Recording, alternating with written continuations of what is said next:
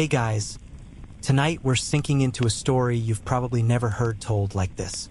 The year is 1917, and you're wandering through a world full of noise.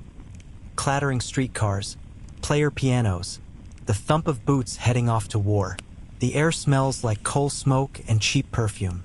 People are dancing the foxtrot, tipping their hats, and flipping through newspapers soaked in World War I headlines.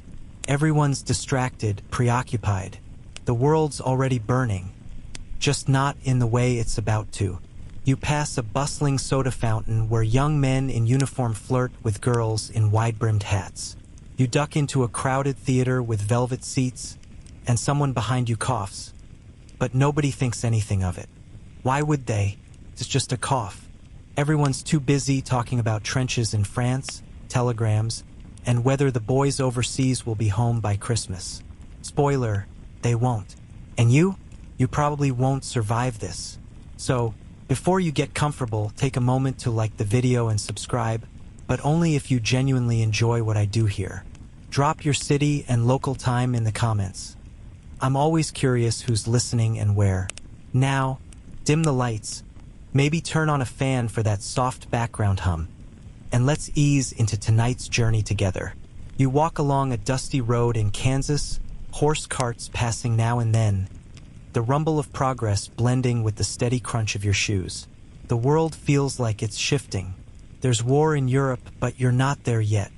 Here, the air tastes like wheat chaff and coming rain. You're in a country on the brink. Not that anyone notices. Factories are churning. Radios don't exist yet, so people read their news by candlelight or swap rumors on the front porch.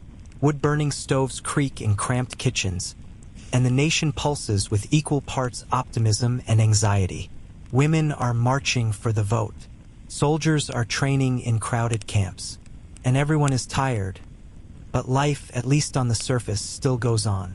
You're in an age before antibiotics, before ventilators, before even the basic understanding of viruses. Germ theory is relatively new. Microscopes are clunky.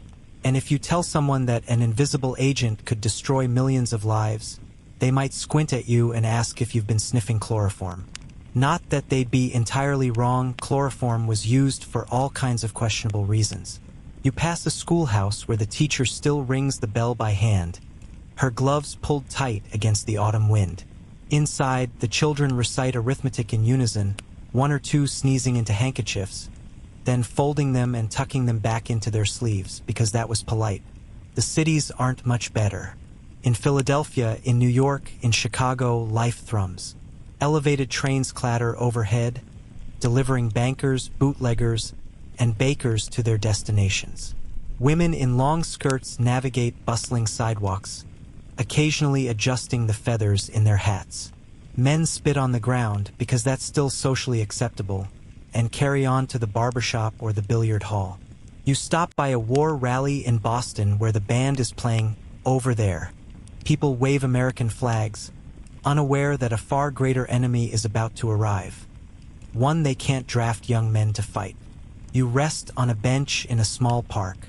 A man beside you is reading a newspaper with headlines about troop movements and Liberty Bonds. Buried in a corner is a single sentence about an unusual illness at a military camp. No big deal. Happens all the time. Soldiers catch colds. That's what training camps do. They toughen you up. Historians still argue whether the Spanish flu really started in Kansas, or whether that's just a convenient American origin story. Some suggest it may have begun in China or France or even in British camps. But Camp Funston, in the middle of Kansas, will always be in the mix.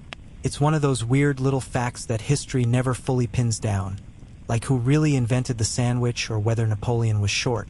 You wander into a general store where shelves are lined with canned peaches, baking soda, and tins of lard. A sign says, "Victory Gardens help win wars," and a young woman behind the counter sneezes twice into her elbow. No one flinches, and that's the thing. Nobody's scared yet, because what's one more sickness in a world already churning with loss? The Great War has made people numb to death. A telegram could arrive any morning saying a loved one is gone. But a fever? A little cough? Come on, that's just life. Still, there are whispers. In the camps, doctors are starting to notice something's off. These aren't ordinary colds. These are soldiers collapsing overnight, some turning blue, some dying within hours. One quirky report even describes victims whose skin turned so dark from lack of oxygen. People thought they were bruised or beaten. But the papers don't say much. Morale must be protected. Wartime, after all. The air grows colder as you drift west, following train tracks that carry recruits to the Atlantic. Most of them are healthy, some just think they are. They laugh, sing songs, share cigarettes, and swap stories about girls back home. But here's a cruel little twist. Troop trains are now just big metal petri dishes on wheels. You see, no one understands incubation periods. No one's heard of asymptomatic spread. And no one thinks that a perfectly healthy-looking boy from Topeka might be carrying death in his lungs. At night, you rest in a crowded boarding house with creaky floorboards and too thin walls. You hear someone coughing through the plaster, then someone else. You pull the blanket up higher and tell yourself it's just the cold, just the wind, but it's not. You head to a train station the next morning where the platform is jammed with travelers. The station smells like oil, sweat, and ticket ink. Someone sneezes. Nobody blinks. You overhear a nurse in uniform muttering about an overflow of patients in a nearby hospital. But she cuts herself off when a soldier walks past. Outside, life stumbles forward. There are still weddings. There are still dance nights and Sunday picnics. There's still a sense that the world will sort itself out. But underground, beneath all that hope and busyness, a fuse is burning. You can almost feel the heat under your feet. One curious thing you spot on a bulletin board: an ad for something called VapoRub, a sort of gooey menthol rub you're supposed to smear on your chest to keep yourself from catching pneumonia. It doesn't really work, but it smells nice and people believe it helps. And belief is a powerful medicine.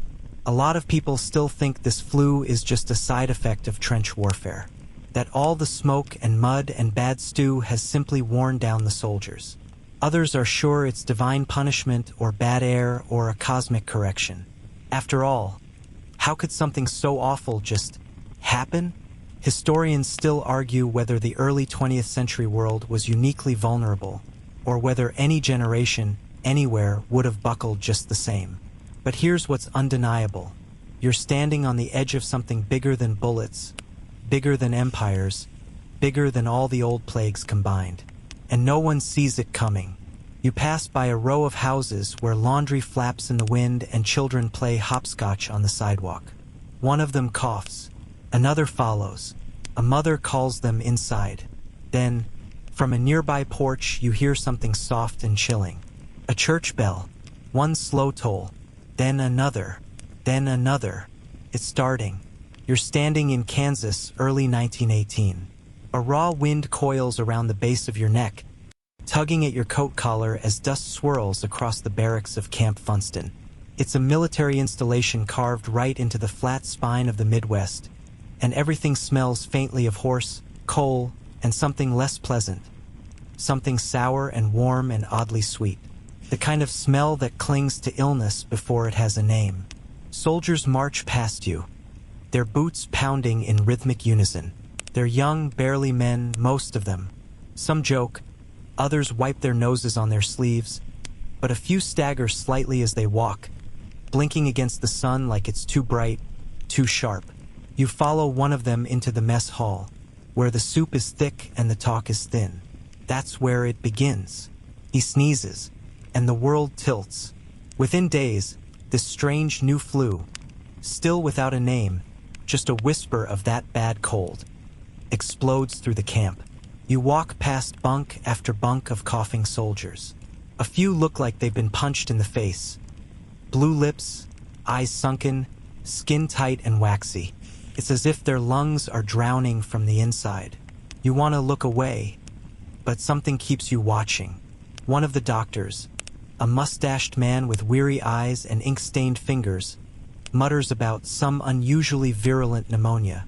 You catch him snapping a photo of a soldier's blackened feet. He doesn't speak as he writes something in his leather-bound notebook, but the look he gives you says it all. He's scared. What's weird is how quickly the sickness spreads, faster than any outbreak they've seen. The camp is quarantined, kind of. That mostly means they don't let anyone new in. But the soldiers? Oh, they're still leaving, still shipping out, because there's a war to win. And this is where the irony punches you in the gut. The same military machine that trains these men to kill will now unknowingly carry death around the globe. You watch trains pull out of the station, each one filled with soldiers heading east toward the war and west toward unsuspecting cities. The cough travels with them. Historians still argue whether that first wave in Kansas was truly the Spanish flu's debut performance or just its first major venue. Some suggest it may have started earlier in Europe or even in Asia, but Camp Funston? That's the place where it went viral before the term viral meant anything outside of rabies. Back at the camp, the medical tents fill to bursting. You pass a soldier lying outside on the ground, his blanket soaked through with sweat. He's delirious, muttering about his mother and trying to climb an invisible ladder in the air.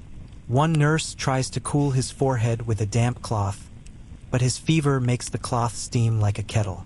Still, the world outside barely notices. There are a few paragraphs in the local paper, a line or two about an outbreak. Nothing worth a headline. After all, the war is still raging across Europe. The Germans are advancing. Americans are dying. Who has time for sniffles in Kansas?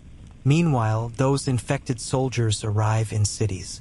You watch as they step off trains into crowded stations in Chicago, New York, Boston. You can almost hear the echo of each cough ricocheting off tiled walls and bouncing through narrow train corridors. The virus is hitching rides in every direction.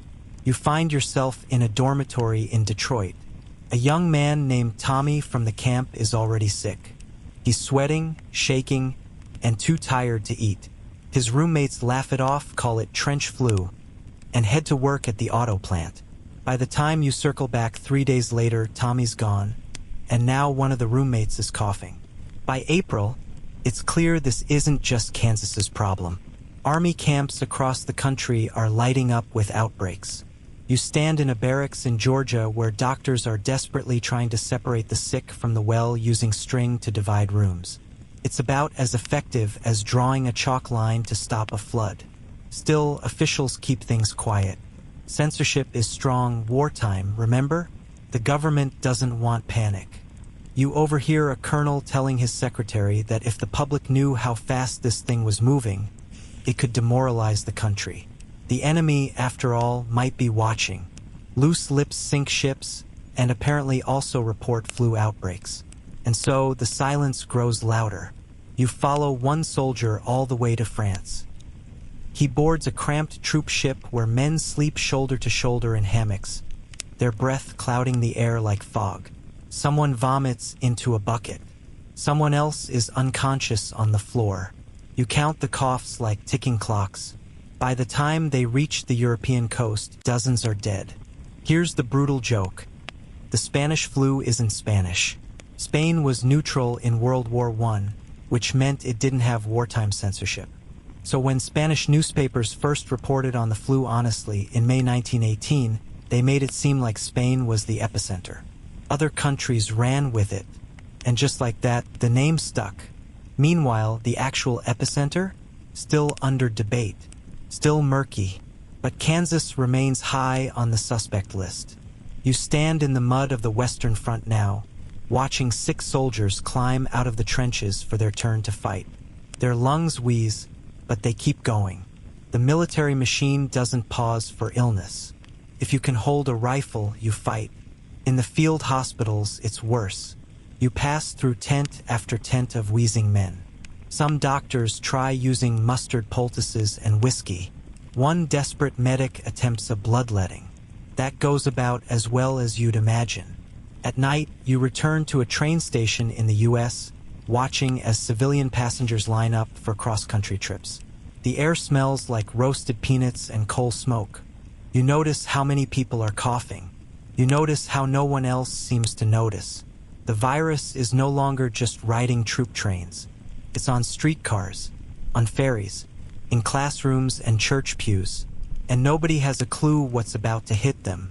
One quirky headline from a small-town paper catches your eye. Boy's cold kills grandma and 3 chickens. It's probably meant to be funny. You're not laughing.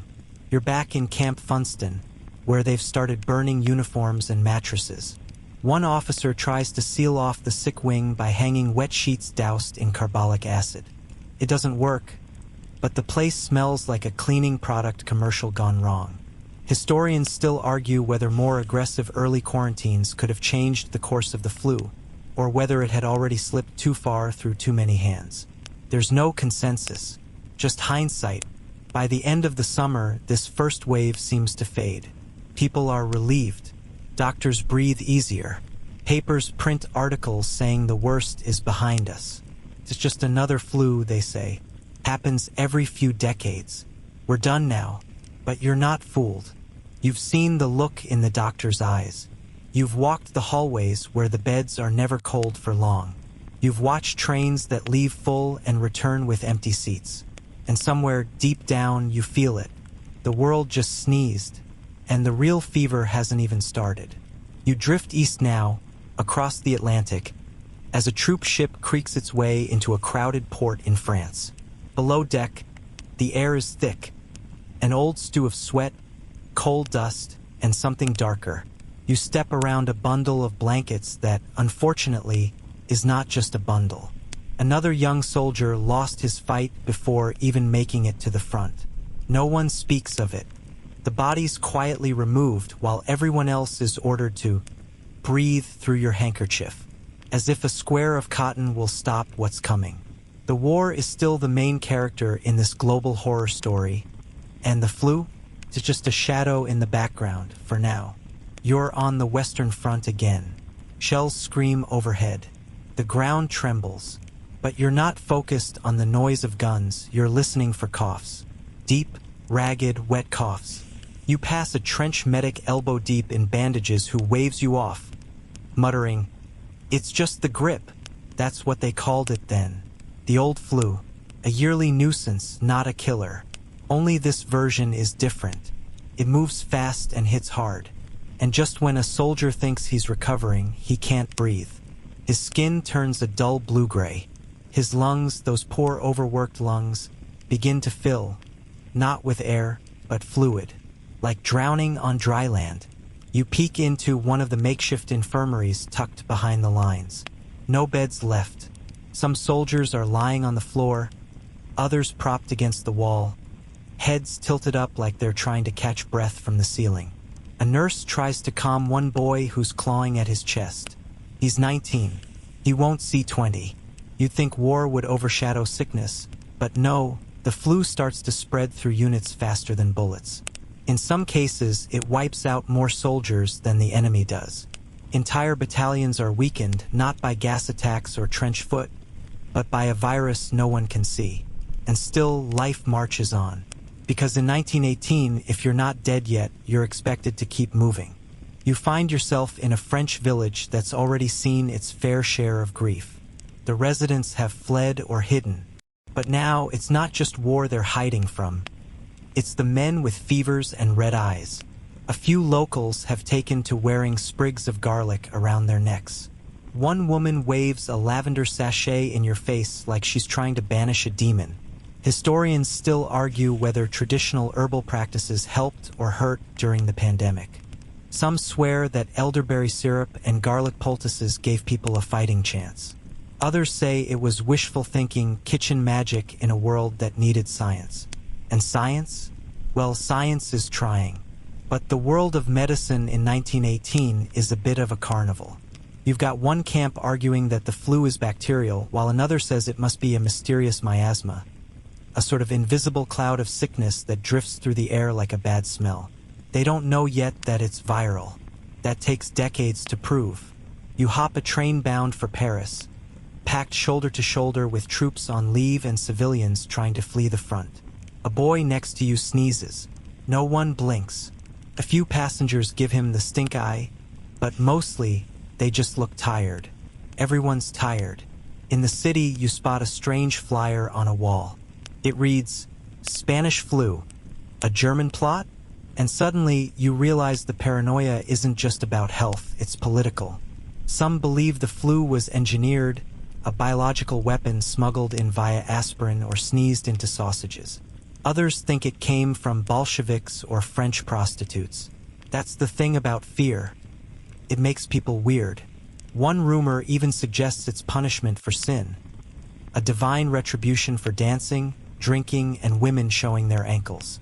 So, yes, you could die of flu, but you might also get slapped with a modesty ticket by the local church ladies while you're at it. Meanwhile, back in America, newspapers are cautiously starting to talk about this strange influenza. You're in Boston now, where a naval ship has just returned with a few too many coughs. The city, full of cobblestones and clanging trolley bells, is about to become the next major flashpoint. You wander the docks, where sailors disembark and mingle with the public. No masks yet. No lockdowns. Just handshakes, hugs, and open windows. It's September 1918, and within days, Boston erupts. Hospitals overflow. Schools close. Coffins pile up faster than they can be built. You stand outside a funeral home that's locked its doors because there's literally no more room inside. And yet, somehow, the flu doesn't stop. It seems to enjoy a challenge. You find yourself in a suburban kitchen where a mother is boiling rags and whispering prayers. One child is already sick. The others aren't yet. She hangs camphor balls from the ceiling and writes down dosages of castor oil on the back of an envelope. You want to help, but there's nothing to offer. People start wearing gauze masks. White, tight, and awkward. They look more like surgical bibs than protection. You see one man light a cigarette through a small hole he's cut in the fabric. Not ideal. Historians still debate the effectiveness of those early masks. Some say they saved lives. Others point out they were poorly made, badly worn, and gave a false sense of security. The science was as patchy as the stitching. In a Boston schoolroom, a teacher wipes down desks with vinegar between lessons. Students wear masks and write letters to their fathers in the trenches. The irony? The trenches are now less dangerous than a sneeze in homeroom. And then the death toll spikes. In just 1 week, over 4,000 people die in Boston. You pass by churches that hold mass funerals, 20 coffins at a time. Priests deliver last rites in rapid-fire Latin, more ritual than comfort. Bell towers toll until the ropes fray. One quirky measure appears. In some towns, people are told to walk backwards down the street so the flu can't find your face. Yeah, no. You see more than one person trip over their own dog. But as ridiculous as that sounds, the terror is real. City governments scramble to enforce public health orders. You stand outside a saloon that's just been boarded shut. The bartender leans out a window and whispers to regulars, handing out bottles like contraband. And speaking of enforcement, here comes a policeman in Philadelphia, wearing a mask and shouting at streetcar riders to keep your distance. It's too late there, too. The city held a giant war bond parade even after warnings. Tens of thousands packed the streets. Within days, hospitals were overwhelmed. You watch as families carry their sick on makeshift stretchers, cribs, wheelbarrows, bedsheets, to the nearest hospital. Most are turned away. One overworked nurse, her eyes bloodshot and fingers raw, mutters that she started praying to Florence Nightingale. If she won't help, I don't know who will. You stand in a hospital hallway, and it smells like alcohol, sweat, and sawdust. You overhear a doctor say, "We're running out of morphine." And that's when you know it's bad. Because in 1918, you didn't just run out of morphine. That was like running out of water. The city's morgues overflow. You peek into a storage warehouse that's been converted into a body repository. The air is heavy and unmoving. Men stack pine boxes with dull thuds. One coffin falls. No one looks. And then comes the silence. Not peace, just silence. Because when the flu burns brightest, it also burns fast. Takes, then it leaves. And the absence it leaves behind is deafening. You step into a parlor where a woman sits beside a sealed coffin. Her hands are folded neatly, as if folded hands could hold back despair. She doesn't cry, just stares, as if trying to understand how this invisible thief stole so much in so little time. Boston's peak is over, but the virus? Oh, it's just warming up. You feel it now, the stillness after the storm, but it's not peace. It's the breathless hush that comes before round two. In Boston, the fever has eased. Streets grow louder again. Saloons creak back open. The newspaper boys holler headlines that sound almost hopeful. But not far away, the virus catches a new train. You ride the rails westward, passing through one small American town after another. Each has its own charm. White clapboard churches, grain silos, maybe a horse tethered outside a barber shop. But there's a pattern now. In every town, someone's missing. A postmaster, a teacher, a newlywed. You overhear a woman on a train whispering that her sister died with her mouth wide open, like she'd been trying to scream. No one corrects her. You just sit quietly and stare out the window. The flu is moving inland, following the arteries of commerce, rail lines, rivers, telegraph poles. It's like the virus knows the network. Now you're in St. Louis, where a different kind of story is unfolding. Here, the Public Health Commissioner, Dr. Max Starkloff, you'll want to remember that name, has issued strict rules early. He shuts down schools, cancels events, closes theaters before the outbreak explodes. Historians often hold up St. Louis as a success story, and you can see why. The city's death toll is notably lower. And people do grumble, of course they do, but most comply.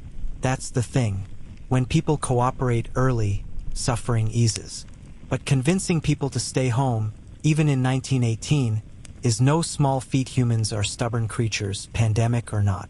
Across the country in San Francisco, the story unfolds differently. Their mask mandates come with a side of drama. You walk down Market Street and see signs everywhere. Wear a mask or go to jail. A man coughs into his elbow, then shrugs and pulls the mask down to talk to his friend. Classic. One fringe group, yes, this is real, calls itself the Anti-Mask League. They argue masks are uncomfortable, unscientific, and un-American. You smirk. Sound familiar? The mayor, who had proudly posed in his own gauze mask, is later fined for not wearing one at a boxing match. Oops. The battle between individual freedom and public health rages with every breath. By now, you've probably guessed that no two cities handled the Spanish flu the same way. You float next to newspaper editors debating whether to report daily death numbers. Some worry it'll cause panic. Others fear underreporting will make people careless. Philadelphia, still reeling from its war bond parade disaster, becomes a lesson in what not to do. Coffins there are so backlogged, the city runs out of wood. You peek into a factory where carpenters work 14-hour shifts just building boxes. And still, it's not enough. The dead begin to pile up in homes, on porches, on sidewalks. There's a photo that lingers in your mind. Children playing on the sidewalk while a horse-drawn cart collects bodies just yards away. No one told them not to play. Or maybe they were told and did it anyway because kids are kids. You step inside one Philadelphia hospital and it's chaos. Medical staff wear aprons soaked through with sweat. They wipe their faces with the backs of their hands. A man in the hallway is delirious, muttering something about the Kaiser and his mother's pie. You're not sure which is more terrifying, the fever dreams or the clarity before them. And in the absence of effective treatment, people turn to whatever they can. You visit a pharmacist where the line stretches out the door. People clamor for Vicks VapoRub, whiskey, aspirin, anything. There's even a newspaper ad for influenza soap, guaranteed to wash away your worries. Spoiler alert, it doesn't. Quirky side note. Some doctors recommend cutting onions and placing them around the house to absorb the virus. You pass by a kitchen that smells like a barbecue gone horribly wrong. The family inside? Still sick. Historians still argue whether early treatments were worse than the disease itself.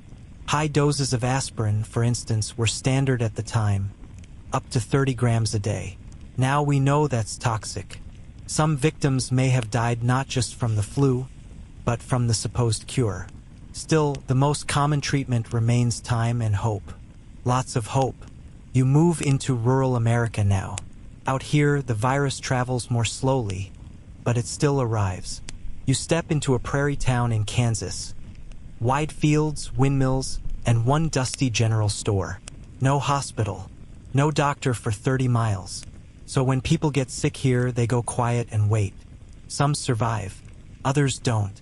You visit a family farm where everyone is ill. A teenage boy sits alone on the porch, shotgun across his lap. Not because of looters, but because he's the last one left. And he doesn't want anyone to come in. Isolation, out here, is both blessing and curse. But even as bodies fall, so does the news cycle. World War I is reaching its dramatic finale. November 11th, 1918, Armistice Day. People flood the streets to celebrate. Hugs, cheers, champagne. No masks.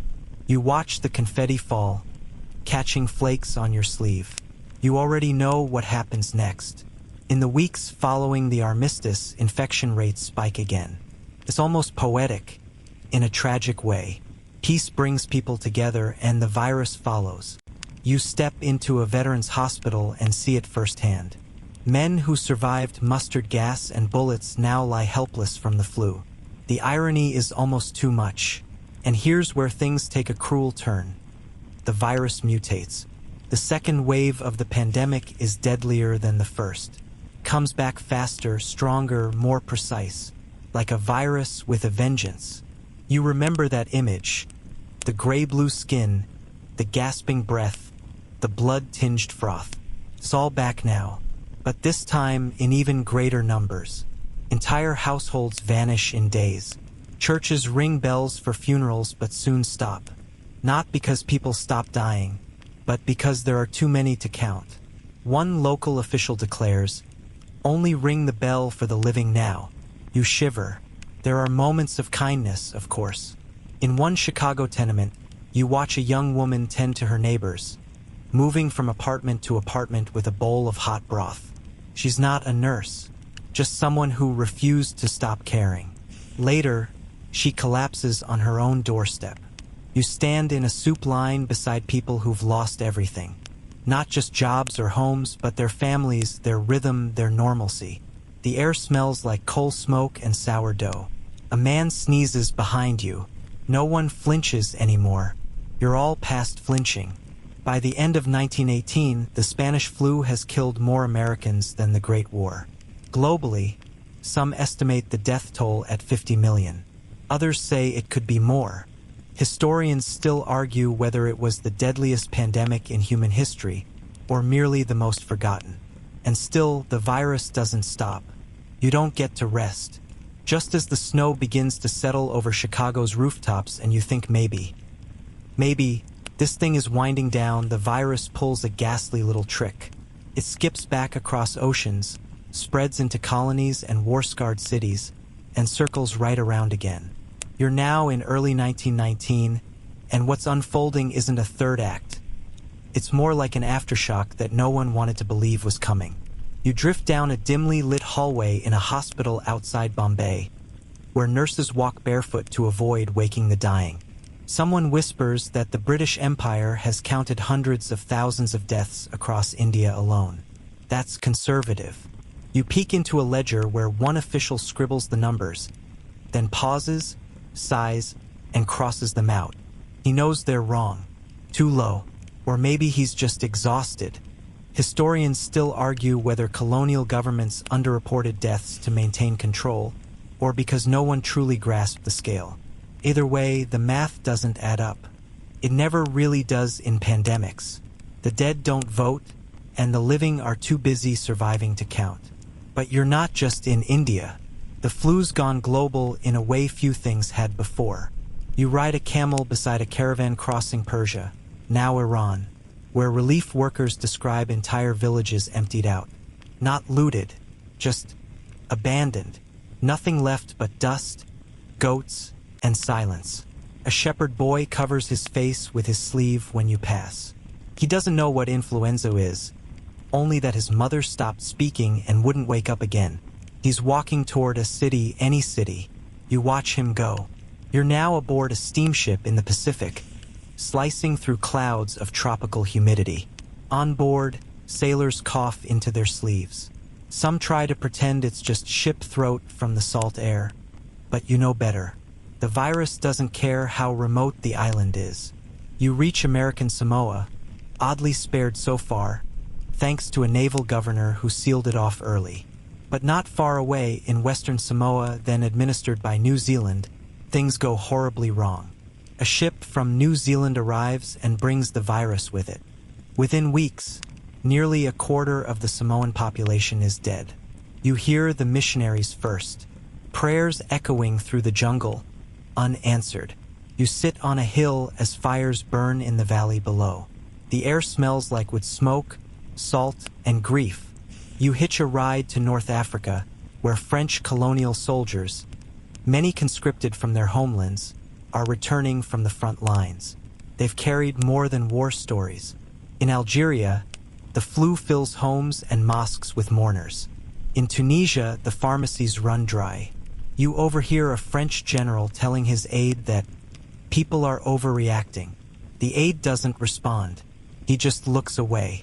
Meanwhile, in West Africa, you visit a coastal town in what's now Ghana.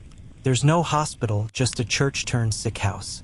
The priest has collapsed beside the altar. No one's left to give last rites.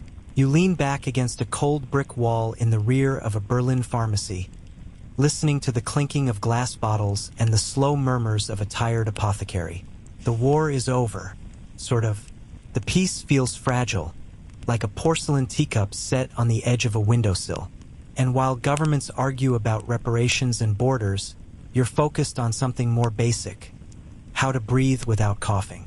Germany is a mess, not just politically, but literally.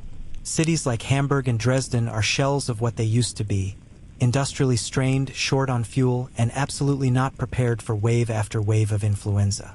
You step over frozen slush and newspaper wrappers that read, "Grip totet wieder. Flu kills again. The hunger is worse than the headlines." You pass bread lines stretching around blocks, mothers clutching ration cards and children too tired to cry. Inside a flophouse, a man tells you he beat the flu by smoking a cigar every day. "It keeps the lungs working," he rasps. Then he hacks so hard he nearly falls off the cot. Historians still argue whether post-war malnutrition exacerbated the death toll in Central Europe, or if crowded urban housing was the bigger culprit. Either way, you don't linger. The air tastes like boiled cabbage and cough syrup. Now you're on a narrow country road in northern France, standing beside an old woman who's buried 3 sons. 2 in the war, 1 from the flu. She says the third died more slowly. "The ones in uniform went quickly," she murmurs. But Jules just faded. You follow her gaze to a small wooden cross tilted under a pear tree. No flag, no fanfare. Meanwhile, Paris has traded its military marches for funeral processions. You see black veils blowing in the winter wind and nurses shivering in lace-up boots, walking from one patient to another like wind-up dolls, just trying to make it through one more corridor of misery. But don't get too gloomy. Remember, we're here for sleep. So picture this instead. A silent library in the Latin Quarter, where a student sits with a mask wrapped around her mouth and her French notes spread across the table. She's studying for exams even as her classmates drop out, one by one. She mutters Latin verbs like spells. She believes knowledge is armor. You kind of hope she's right. You make your way eastward, skimming past the Balkans. In Serbia, the flu reignites tensions already bubbling under the surface from the war. Medical supplies are non-existent in some rural areas. You witness a priest converting his entire church into a hospice, lining the pews with thin wool blankets and using candle wax to seal letters to grieving families. One village near the Danube has lost almost every adult male under the age of 30. The young and the old remain, too young to fight, too old to serve. The children run barefoot through frost, their faces red with cold and confusion. You cross into Russia, though technically it's Soviet Russia now. The revolution is still hot and glowing like coals, but the flu doesn't care about politics. You pass through a Red Army camp where soldiers are coughing into their greatcoats. A commissar paces nearby, muttering something about capitalist contagions. But even ideology can't disinfect shared soup bowls. You see bodies placed on sleds and pulled across frozen ground to hastily dug trenches. No ceremony, no farewells, just the sound of snow crunching under wooden runners and the squeak of boots on ice. One soldier turns to you and says, "We thought bullets would kill us. Turns out, it's the breath." Now you're in a refugee camp near the border with what's now Ukraine. People are stacked together in canvas tents that leak when it rains and suffocate when it doesn't. You spot a nurse from Norway who hasn't slept in 3 days. She offers you a rag soaked in eucalyptus oil, says it's better than nothing. She also tells you she's been dreaming in colors since she stopped sleeping properly. You nod like that makes sense. Then something curious happens. You end up in Finland, where small towns have started using sled dogs to deliver medicine and notes between quarantine villages. There's something oddly comforting about it. These shaggy, tail-wagging couriers doing their duty, unfazed by human catastrophe. A child claps when the dogs arrive. For a moment, the world almost feels okay. Fringe beliefs thrive in these winters. One Finnish widow believes the flu is a punishment for abandoning the old gods. She lights candles shaped like bears and places them around her house. Another man says if you sleep outside in -20 temperatures, the virus can't find you. You don't stick around to see if he's right. Historians still argue whether the winter of 1919 was harsher than average or just felt that way because everyone was already broken. But as you sit in a frozen train station watching people warm their hands over coal fires in tin cans, you stop caring about statistics. It's all cold. It's all miserable. At one point, you hitch a ride with a Polish mailman delivering death notices. He tells you jokes to pass the time, really bad ones. Like, why did the skeleton stay home during the flu? He didn't have the guts to go out. You laugh, not because it's funny, but because the silence has become unbearable. You arrive in Prague, where a makeshift hospital in a university hall has signs like cough left/fever right. A medical student wearing leather gloves too big for his hands is trying to mimic a real doctor's confidence. He checks pulses and makes notes and whispers to you, "I think I'm getting better at this." You wish him luck. In Vienna, you pass a cafe that hasn't closed, not even during the worst of it. The owner believes good coffee and music can keep spirits, and maybe lungs, alive. There's a violinist playing softly in the corner, and two people dance as if death isn't sitting right outside the door. You just watch. It's kind of beautiful. Then, of course, there's the bureaucracy. Yes, the ever-dependable red tape. You follow a courier delivering quarantine updates in Budapest, only to find most of the directives have already been replaced with newer, contradicting ones. One order says gatherings are banned. Another encourages people to go out and support the local economy. A shopkeeper shrugs and says, "I do both. I sell bread outside." That sums it up, really. You continue into the countryside of Romania, where a farmer explains his flu cure involves onion poultices and strong plum brandy. He's been right so far, he's still standing anyway. He pours you a shot and offers a toast. To surviving what we don't understand. You drink, and then silence. The virus doesn't disappear with a bang. It sort of shuffles off stage, quietly, like someone slipping out of a party they were never invited to in the first place. But you can still feel it in the air, in the way people flinch when someone coughs, in the way windows stay cracked open even in the dead of winter, just in case. You finally rest on a bench overlooking a frozen lake. A girl skates in circles, her scarf trailing behind her like a comet. Life, despite everything, continues. Bruised, slower, a little weirder, but it continues. You shift on the wooden bench by the frozen lake, letting the winter sun flicker through bare branches. The ice cracks faintly under the girl's skates, but she keeps gliding, like she's too light for disaster to touch. For a moment, you wonder what it's like to feel safe again.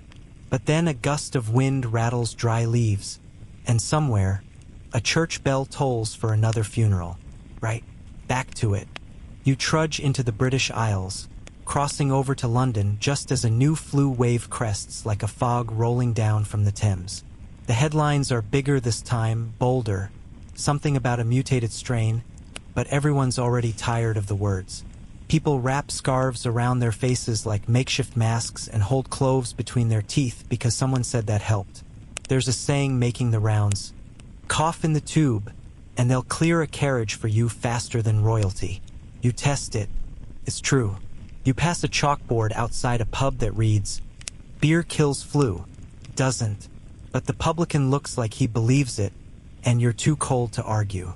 Inside, the place is nearly empty. Just one old man playing solitaire and a barmaid scrubbing the same corner over and over. You sit. You sip.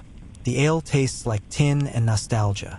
Historians still argue whether the British government's flu response was hobbled by secrecy or just plain indecision. You suspect a bit of both. The war effort had trained people to stiffen their upper lips, even when they were dying. You wander through London's East End, where children are being paid to deliver death notices. A boy named Arthur hands you one by mistake and scampers off before you can return it. It's addressed to Mrs. Mabel Quince. You never find her. You tuck the envelope into your coat. Then you're aboard a ferry to Ireland, where the mood is complicated. It's not just the flu. It's political unrest, revolution, rumors of independence whispering through stone streets and mossy courtyards. You walk past a sign painted in Gaelic, something about resisting British mandates, and then see another that reads, "FLU victims here." Both signs hang on the same door. You meet a nun outside a convent-turned-hospital in Dublin. She says, "We've stopped counting the dead." Then she hands you a pot of stew and asks you to carry it toward sea. You do. It smells like salt and something you can't name, hope maybe, or just onions. One patient reaches out and touches your sleeve. "Tell me it's over," she whispers. You lie and nod. She smiles anyway. You spend a week watching nurses sleep sitting up, their heads bobbing like wilted flowers. A doctor writes prescriptions with one hand and coughs into the other. A black cat sits in the hallway like it owns the place. Maybe it does. You follow it for fun. It leads you outside, where a pile of unused stretchers has been turned into a makeshift bench for grieving families. No one speaks. Out in the Irish countryside, they say wearing a red string around your neck wards off the sickness. A farmer swears by it. He gives you one just in case. You tie it on. You don't believe in it, but you also don't untie it. Now you're in Scotland, trudging through sleet and seeing more boarded-up windows than people. A fishing village has posted "No Outsiders" signs in every visible corner. You respect the message and move on. The Scottish Highlands offer a strange kind of peace. Quiet hills, distant bleats, cold streams and colder hands. But even here, isolation can't stop a virus that travels faster than rumors. You share a bowl of porridge with a shepherd who's lost his wife and 4 of his sheep. He says he mourns the sheep more. You laugh. He smiles. He was joking. You think. In Glasgow, factories hum through the dusk. Workers show up sick because missing a day means missing rent. A seamstress tells you she sews faster when she's feverish, like her fingers want to outrun the ache. She shows you a blood-stained handkerchief and says, "That's not mine." You don't ask whose it is. You cross over into Wales, where coal mines churn with coughing men who swear the dust keeps the flu away. It doesn't, but it gives them something else to blame. You see a chapel filled not with worshippers, but with beds, each one tucked neatly like a hotel for the ill.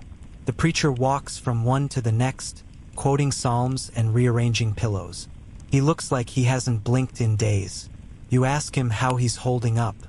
He says, I don't know what day it is, but I think I'm still here. You tell him you are too. You step outside to the sound of singing, soft, almost like a lullaby. Children are skipping rope in the rain, chanting, I had a bird. Its name was Enza.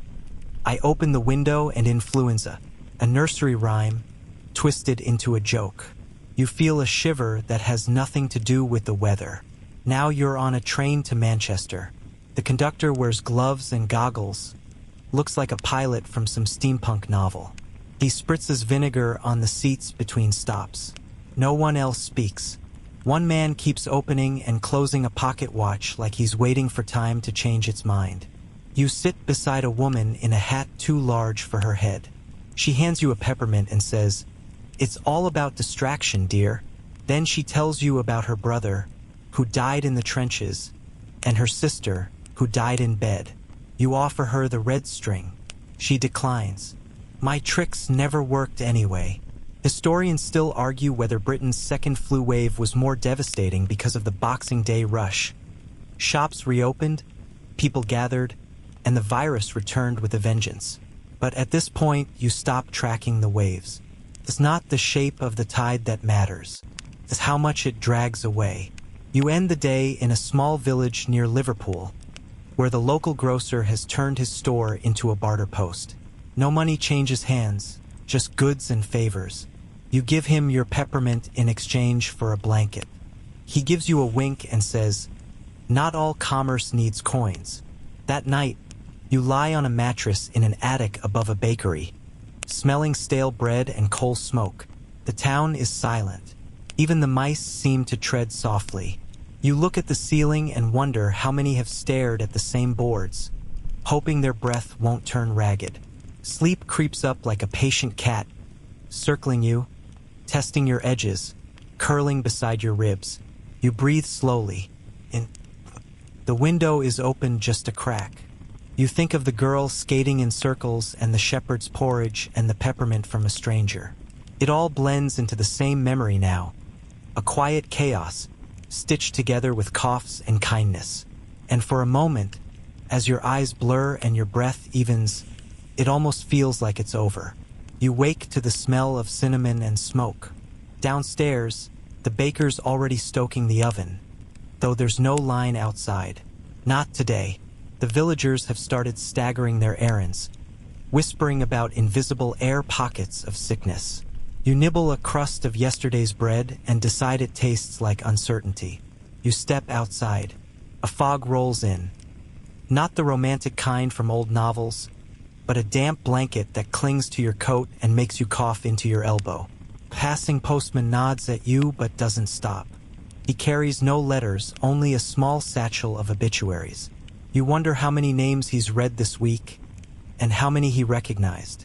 Your boots squelch through the moors, and soon you're back at a train station, heading south. Your next stop, Paris. But not the glittering, postcard Paris of lovers and lights. This is a city of muted tones and shadowed corners. The Seine glistens like oil. Cafes are half empty and half hushed. The war has left its bruises here.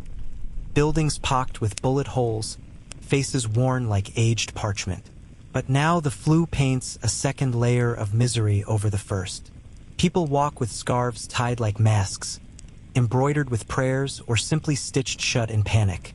Historians still argue whether the flu entered France from American troops disembarking at Brest, or from French colonial forces arriving from Southeast Asia. You overhear a debate in a smoky bistro, where two old men argue in raspy French over who to blame. One says, Les Américains. The other mutters, La poussière, meaning dust. Maybe it's both. Maybe it's neither. You sip your espresso and let them decide.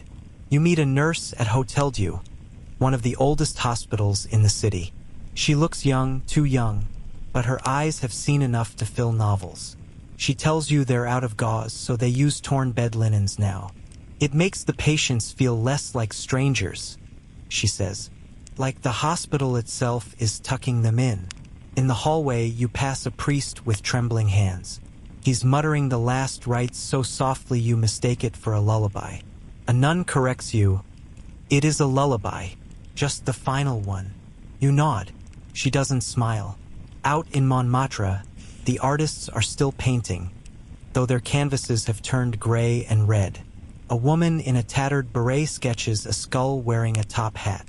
She tells you it's a portrait of 1919. Death learned to dress up this year, she says with a shrug. You hear someone sneeze in the metro and watch an entire car empty at the next stop. The man sits alone, confused, maybe offended, maybe sick. Probably all three. You linger behind and leave the next station on foot. Outside a cinema, a marquee says, now showing Life as It Was. But the theater's shuttered, a dusty poster curling at the corners. You imagine the film would be boring anyway. Just people breathing, shaking hands, laughing too loudly in restaurants. In the countryside, life is no easier. You hitch a ride with a farmer hauling cabbage and grief. His son, he tells you, died in the barn 3 days ago. Was too scared to come inside and infect the baby, he says, gripping the reins. That kind of fear makes a boy into a man. Too fast, though. You sit in silence as the cart rolls over cobblestones. In a village outside Lyon, an old woman gives you soup with garlic and rosemary, saying it keeps the dark out. You don't ask what the dark is, by now you've got your guesses. She shows you a drawer filled with tiny glass bottles of rainwater and wax. Charms, she says. Insurance. You take one. She insists. You wear it around your neck like a strange perfume. As the sun sets over the Rhone, you pass a convent where the nuns are singing from behind locked doors. Their voices are muffled, like prayers through a veil. You stop to listen. For a minute, it feels like the virus can't get through sound. You hum along off-key, but no one minds. You spend a night in Marseilles where the harbor smells of salt and hopelessness. Sailors cough into their sleeves and swear by rum-soaked gauze. One tells you he boiled his boots to make soup when the kitchen ran out. He winks. Foot flavor. You try not to gag. Even here, the Mediterranean wind doesn't keep the flu away. A child on the dock tells you the virus hides in seashells. She holds one to her ear and whispers, "Can you hear it breathing?" You nod, though all you hear is wind. Historians still argue whether France's flu death toll was undercounted due to post-war fatigue or deliberately minimized for morale. Either way, the numbers don't matter now. What matters is the silence between them. The empty chairs, the quiet doorways, the unanswered bells. You pass through Nice, where a once grand hotel has been converted into a temporary morgue. The chandeliers still hang, dust-laced and flickering. Someone's drawn smiley faces on the sheets covering bodies. A nurse tells you it helps the kids. You wonder if it helps her.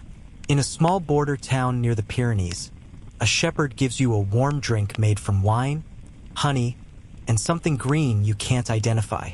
He says it's old family medicine. You thank him. He winks and says, "Might not cure you, but you'll stop caring." You wake in Spain, your breath clouding in the morning chill. Spanish newspapers still refer to the flu as la gripe, but now they whisper another word. To trinchera, trench sickness. It's what they call everything now, as if the trenches never really ended, just shifted. Spain, famously neutral during the war, ironically became the loudest voice in reporting the flu. Their press wasn't censored, which meant they printed headlines like "Plague in Madrid" and "Death on every corner," while other nations stayed quiet. That's how the whole thing got its name, the Spanish flu, even though Spain likely wasn't the origin, just the only one honest enough to shout about it.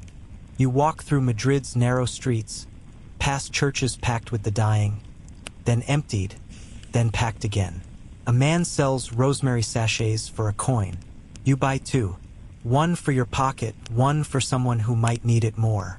You meet a librarian cataloging obituaries by hand. "Names deserve to be remembered," he says, not looking up. You ask how many. He just gestures at the stack beside him, taller than your knee.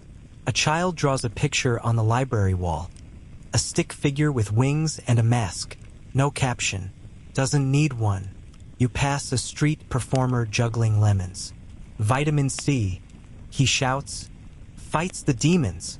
You drop him a coin and he tosses you a lemon. You carry it like treasure. The days blur. Towns pass like scenery on an endless stage. You sleep in barns and cathedrals, eat crusts and kindness, dodge coughs and rumors. Every face looks a little like someone you've seen before. Every shadow feels a little too familiar. You write your name on a scrap of paper and leave it under a tree in Seville, next to 3 others. No message, just presence. And when the rain falls, you let it soak you because at least it's something pure, something that hasn't changed. You close your eyes and listen, not for sirens or hymns or coughs, just wind, just silence, just sleep if it'll have you. You wake in a cramped inn somewhere near the Spanish-Portuguese border, body sore from a straw mattress that gave more splinters than sleep. There's a faint scent of eucalyptus oil in the room. Someone must have dabbed it on the wooden frame during the night. A local remedy, perhaps. You're not sure if it's meant to soothe the lungs or just trick them. Outside, a fog clings to the orange groves, and roosters crow like they haven't heard the news. You walk past rows of whitewashed homes with green shutters tightly drawn. The silence isn't peaceful. It's defensive, a kind of stillness that screams, "Stay away." In a small village square, a boy in short pants and boots that are clearly his father sells painted rocks. Protection stones, he calls them. One has a crude sketch of the Virgin Mary. Another shows a skull with a halo. You buy one shaped like a heart. He smiles, and for a moment it almost feels like magic is working. In Portugal, you hear whispers of healing springs in the north. People walk barefoot for miles to reach them, toes bleeding on cobblestone, desperate for relief. You follow a few pilgrims one day, and the spring is underwhelming. A few wet rocks, a muddy puddle, and an old man mumbling Latin. You dip your fingers in anyway. It's cold and metallic, like hope laced with iron. Historians still argue whether these folk remedies genuinely helped or just offered something to cling to in the dark. Maybe it's both. Maybe that's enough. You catch a train toward Berlin. The war's shadow stretches farther here, heavier in the air. Germany is buckling under the weight of defeat. The cities feel strained, like a house with too many cracks in the walls. People don't make eye contact on the street. Not because of pride, but because eye contact might lead to words, and words might lead to memories. And who has the strength to remember everything right now? The newspapers avoid flu headlines. Instead, it's inflation, reparations, strikes. But the coughing in the trams and the long black veils outside the churches tell you the flu is still here, just rebranded under the national trauma. You meet a schoolteacher who now teaches in a church basement. Most of her students are girls. Many boys have either died at the front or from the flu. She tells you they sing while they work, not to cheer up, but to synchronize their breathing. That way, if one starts wheezing, the others notice. It's our version of a fire drill, she jokes, but there's no smile. A doctor in Munich shows you his cabinet. Vials of quinine, dried chamomile, a bottle labeled spirits of turpentine. You blink. He shrugs.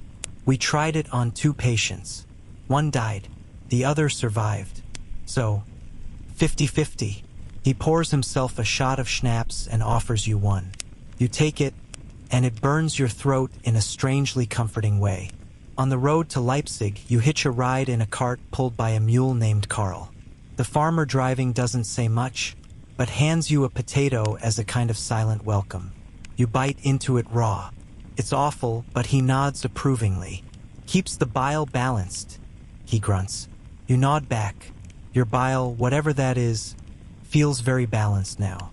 One night, you stay with a widow and her 2 daughters in a damp cottage. She doesn't speak much, but she lays out linens embroidered with birds and roses. Bright, detailed, almost defiant. I like to pretend the sickness can't land where there are wings, she says, tucking one into your bed frame.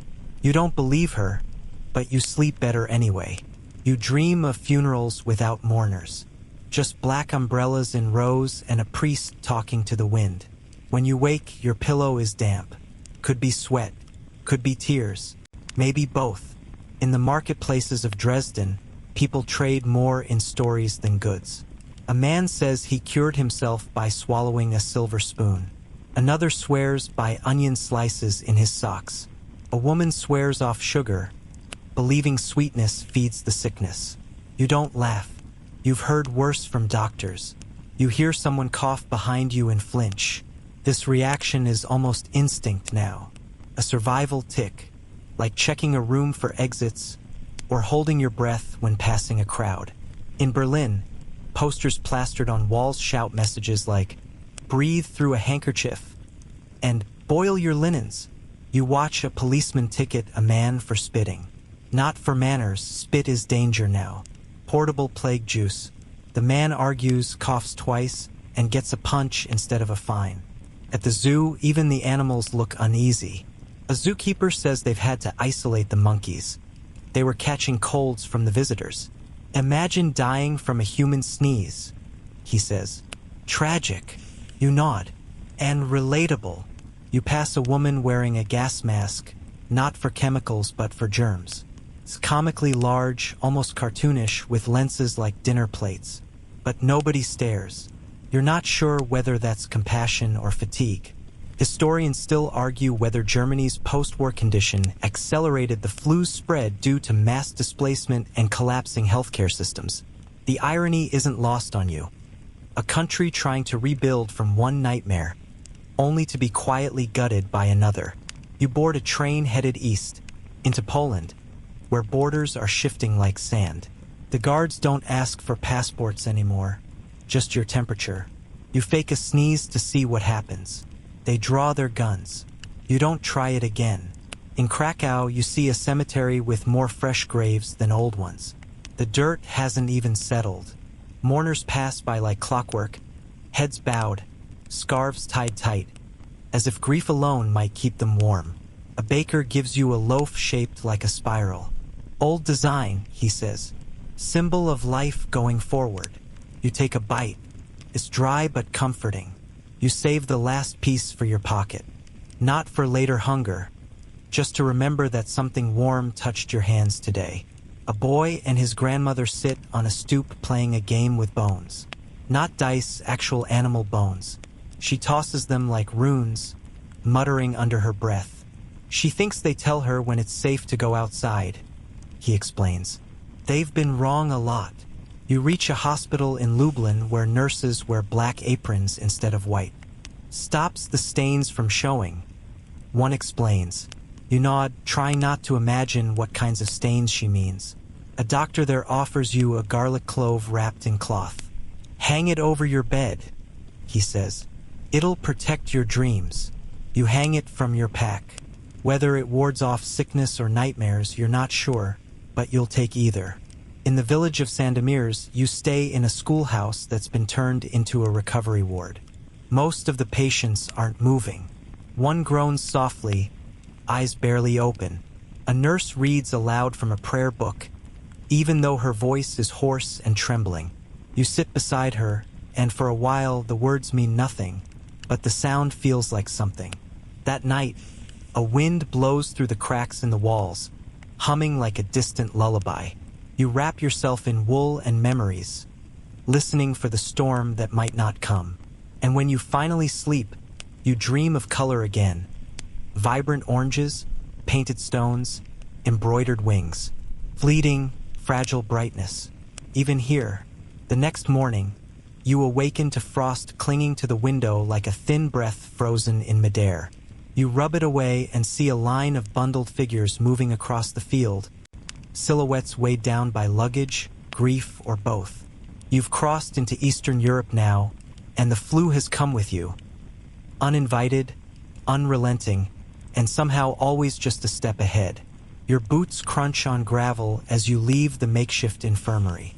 The nurse from last night hands you a crust of bread and a knowing look, as if she's seen hundreds like you come and go. Maybe she has. The bread is dry and dense. Honestly, it could double as a brick, but you're grateful anyway. You chew slowly, using your molars like tools.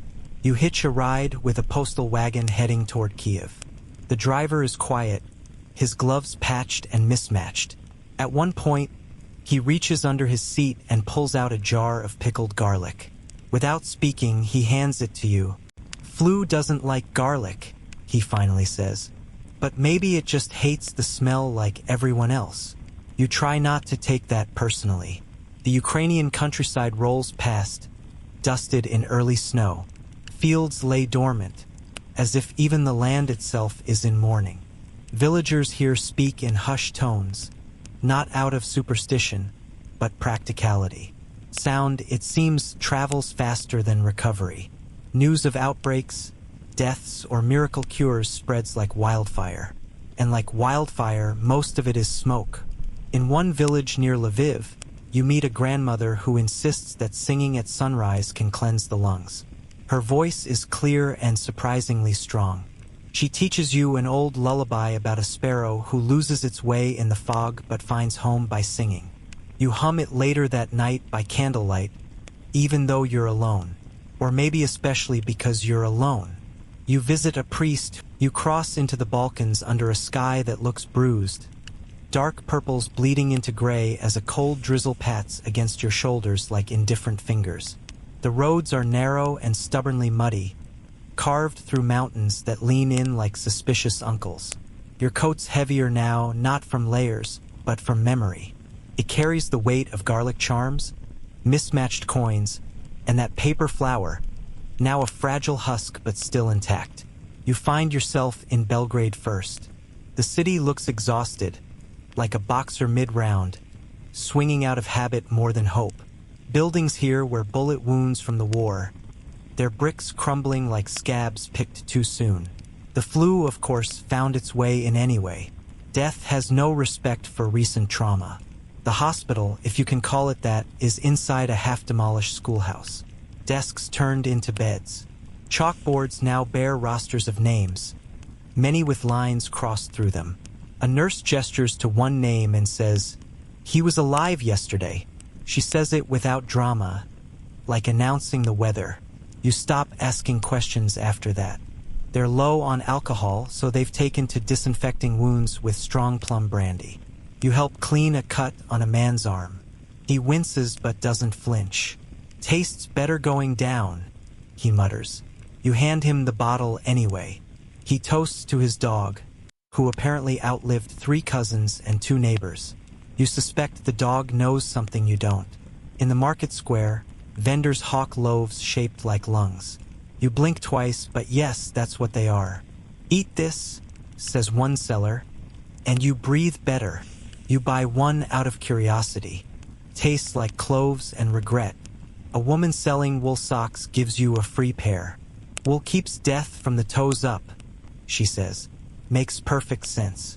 Historians still argue whether the Balkan region suffered disproportionately due to the war's aftermath or pre-existing poverty. Some records are so patchy that entire months appear blank. Did nothing happen, or did no one survive to write it down? The silence of those gaps is louder than any account you've heard. You pass through a tiny village in Bosnia where the mayor also serves as the local barber, undertaker, and accordion player. He jokes that he only plays funerals now, it saves time. He invites you to sleep in his barn. The cows are warm and remarkably judgmental. That night, as you try to rest on a pile of hay, you hear someone coughing rhythmically in the next stall. The kind of cough that's too deep, too wet. You consider leaving, but there's nowhere better to go. So you lie very still and try to convince yourself it's just hay fever. You wake up to find a rosary slipped into your boot. No note, no explanation. Just beads and a tiny crucifix. You keep it, not out of belief necessarily, but out of pattern. You've learned not to reject small acts of protection, however strange. Next stop is Sarajevo, where the hills echo with too many memories.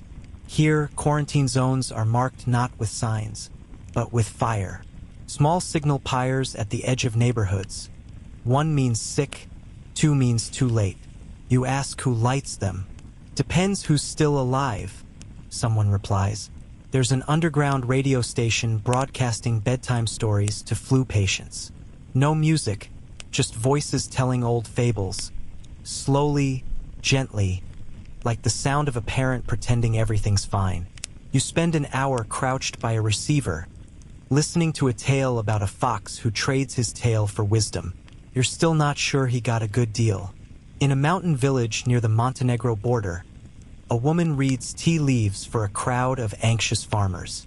The flu will leave by spring, she announces confidently. It's bored of us. People cheer like it's fact. You cheer too. Why not? You're handed a cup of boiled nettles by a shepherd who says it wards off spirits. You drink it, though it tastes like you licked a hedgehog. He smiles, toothless and proud. You'll thank me later. You nod, still waiting on that. Later, in a crumbling monastery turned convalescent home, you help wrap patients in mustard plasters. Thick, messy, pungent. One woman winks and says, "Feels like being baked alive, but in a helpful way." You don't ask what the unhelpful way is. There's a room where they've hung mirrors upside down. When you ask why, a nurse says, "So death can't find its face." You laugh until you realize she isn't joking. Some monks here believe the flu is divine punishment for modern arrogance. Others think it's simply the wind's revenge. Historians still debate whether spiritual explanations slowed down public health responses or offered necessary psychological coping. You lean toward the latter. If you don't believe in something, the darkness becomes too efficient. A street artist paints red circles on doors to mark flu houses, like medieval plague signs. He claims it's a public service, but he also signs them like graffiti. You watch him paint a perfect circle on a widow's home. She offers him a stale biscuit. He accepts. You try to sleep in a church that hasn't held mass in months. The pews are pushed aside to make room for cots. One patient whispers, "I dreamed I was floating in a river of feathers." You ask if it was peaceful. He shakes his head. The feathers were full of teeth. A teenager tending to the fireplace tells you he used to be a choir boy. "Now I just carry buckets of ash." He shrugs. Singing didn't work. You almost offer to sing with him, but your throat is sore and your lungs feel suspiciously tight. You start noticing the cough again. Yours. It's there at night. A soft knock from the inside. You pretend it's dust. You pretend a lot of things. In a Serbian town you can't pronounce, you meet a woman who wraps garlic in silk and tucks it under her daughter's pillow. She hands you one too. "It makes dreams honest," she explains. That night, you dream of a carousel turning slowly in an empty park. Each horse has your face. You wake up with your heart racing, though your body hasn't moved. Near Skopje, a train car has been converted into a moving isolation ward. You board it briefly, offering to help serve soup. The smell of boiled turnips fills the air. It clings to you like a bad decision. Patients murmur half sentences, sometimes prayers, sometimes shopping lists. You write them down, unsure if it's for their sake or yours. Someone plays a violin with only 2 strings. The music sounds broken and honest. You sit near the door and let the sound cover you like a threadbare quilt. A boy in ragged clothes asks if the flu will die before he does. You don't know what to say, so you give him the wilted paper flower. "It still looks good to me," you tell him. He smiles like he almost believes you. You arrive at a border checkpoint manned by soldiers with scarves wrapped around their faces. They wave you through without checking papers. "No one's escaping this," one mutters. You nod. He's right. The world is one big waiting room now. Your feet ache. Your ribs hurt when you breathe too deep, and your dreams are starting to repeat. A forest, a candle, the sound of a ticking clock that always skips the same second. You find a quiet hill outside a Macedonian village and sit under a twisted tree. The wind makes the branches creak like old bones. You breathe in through your nose, slowly, testing your lungs like a cautious mechanic. Still working, for now. You descend from that Macedonian hill under a sky smeared with silver clouds. the kind that hint at snow without promising it. Your body aches in quiet ways now. Subtle stiffness behind the knees, a faint pulsing in your temples, and the peculiar sense that your breath has to be earned. Down in the valley, the first thing you hear is the toll of bells. Not church bells, though. Cowbells. A herd moves slowly past a shuttered village, guided by a man who looks too thin to be upright. He nods as he passes, his lips pale and cracked. Tied to the horns of one cow is a strip of blue fabric. For luck, he croaks. You follow the path toward Greece, where olive groves stretch out like green ink stains and the air carries both salt and sage. In Thessaloniki, the harbor is full of ships that aren't going anywhere. Some are draped in yellow quarantine flags. Others sit lifeless, their crews long evacuated or worse. The smell of brine and rot is thick, stubborn, and oddly comforting. You've stopped expecting freshness. A man at the docks offers you a tin of preserved lemons. Keeps the lungs open, he insists. You try one. It's sharp, acidic, almost alive on your tongue. You cough involuntarily and he chuckles. See? It's working. The local hospital occupies what used to be a textile mill. The walls still wear their old dye stains, blotches of indigo and crimson that look suspiciously like blood if you squint. They've kept the old looms to hang blankets and quarantine curtains. Nurses dart through narrow aisles like spiders in a web. You volunteer to carry water buckets, which seems like a simple task until you realize how heavy hope gets when poured into ceramic jugs. A boy no older than 9 leads you to a storage room where the clean linens are kept. They smell like vinegar, he says, but that means they're safe. Historians still debate whether Greece's relative isolation protected it during the earliest months or simply delayed the inevitable. What's certain is that the ports, especially Thessaloniki, were overwhelmed by military traffic and poor infrastructure. Ships brought soldiers, and soldiers brought the flu, tucked under their tongues like secret sins. In a nearby cafe-turned-soup kitchen, you hear a rumor that some islands went untouched. No flu on Naziros, says one man, slurping bean stew. The gods are still awake there. Whether that's true or just hunger talking, no one can say. But for a brief second, you imagine hopping a boat and disappearing onto a wind-battered shore where no one coughs. Instead, you're sent inland. In the mountains of central Greece, the terrain gets steeper, the trails narrower. You pass shrines built into the rock, tiny recesses with candles, photographs, scraps of handwritten prayers.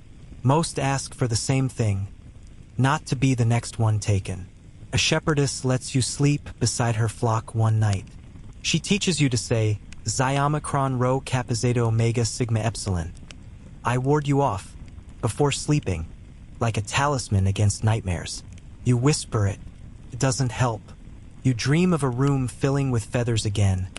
Only this time, the door won't open. You make it to Athens, which buzzes with tension. The city looks half erected and half abandoned at once. Marble ruins blend into dusty alleyways where vendors sell sprigs of thyme and small pouches of powdered aspirin. One for the lungs, one for the pain, a seller explains. Here, you meet an eccentric doctor who swears by eucalyptus steam. His clinic is filled with boiled branches and patients covered in damp towels. The whole building smells like cough drops and wet wood. He gestures to you.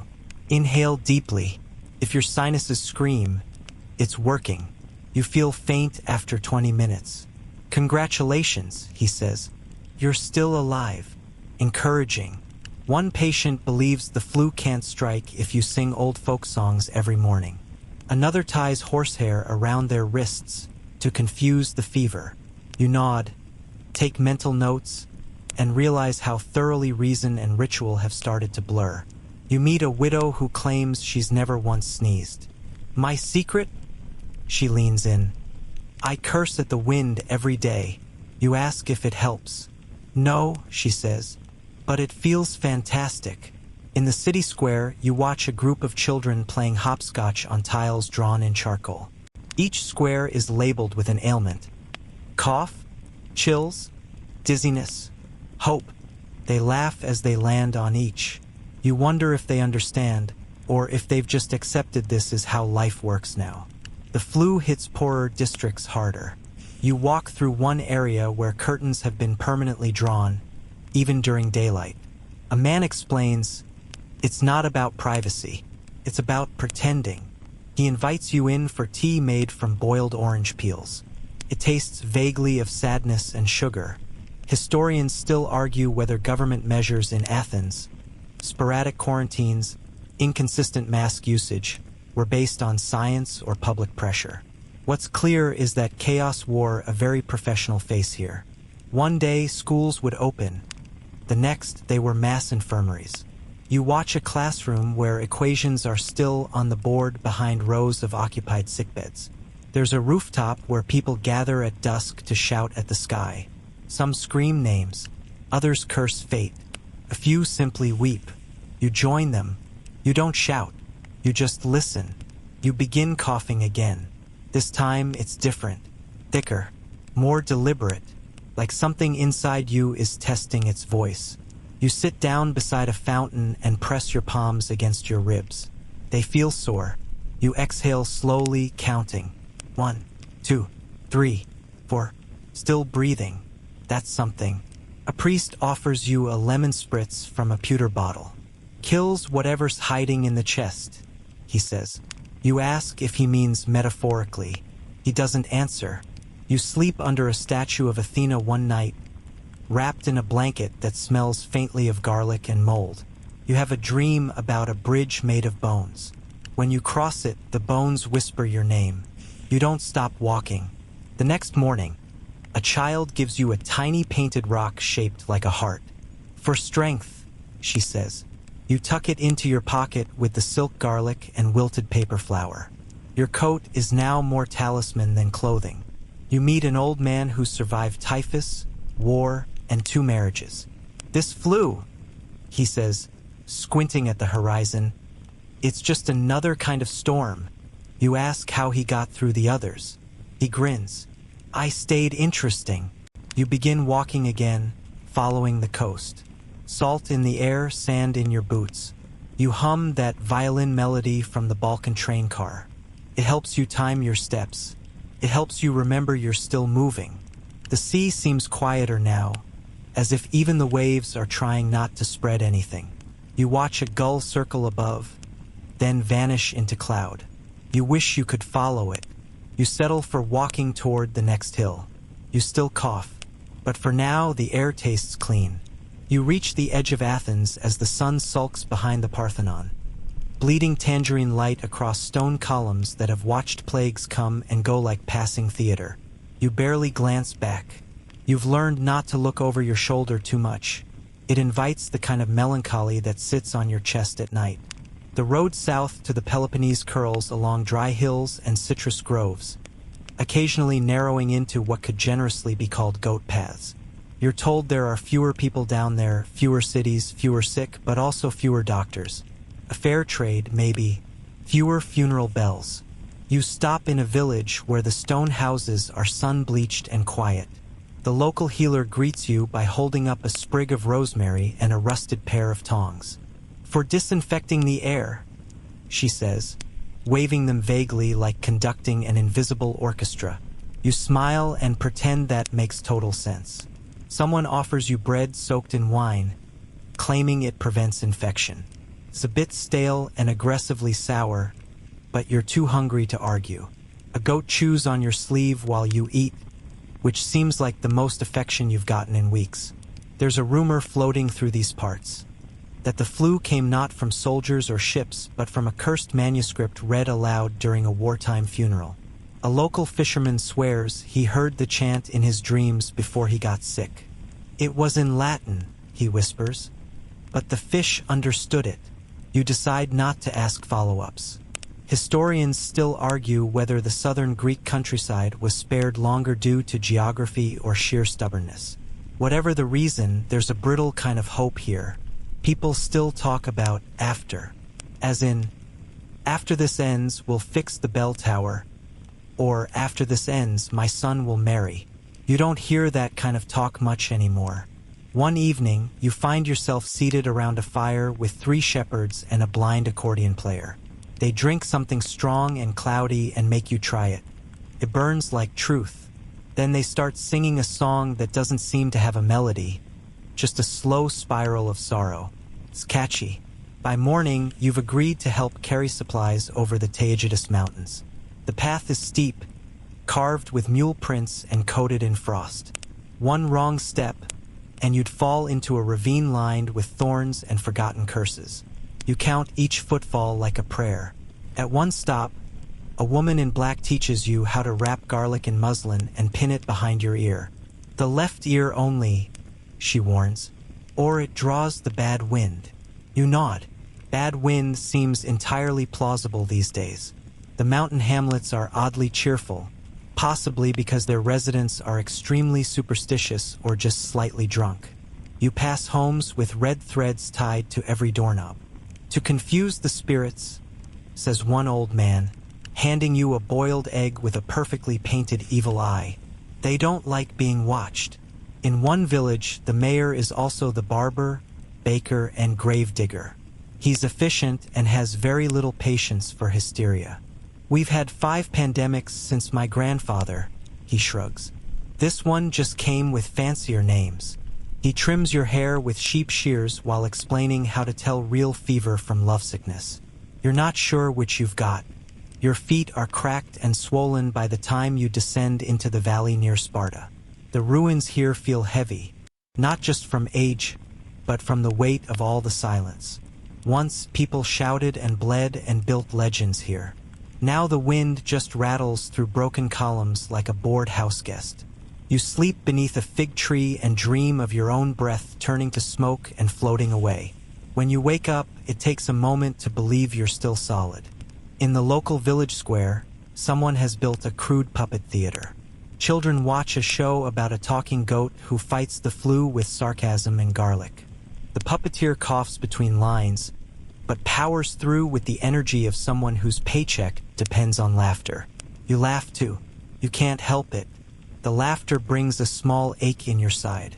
Just muscle soreness, you tell yourself. You're fine. You stay the night with a family who've converted their cellar into a makeshift clinic. The mother teaches you how to make a salve from crushed olives and sea salt.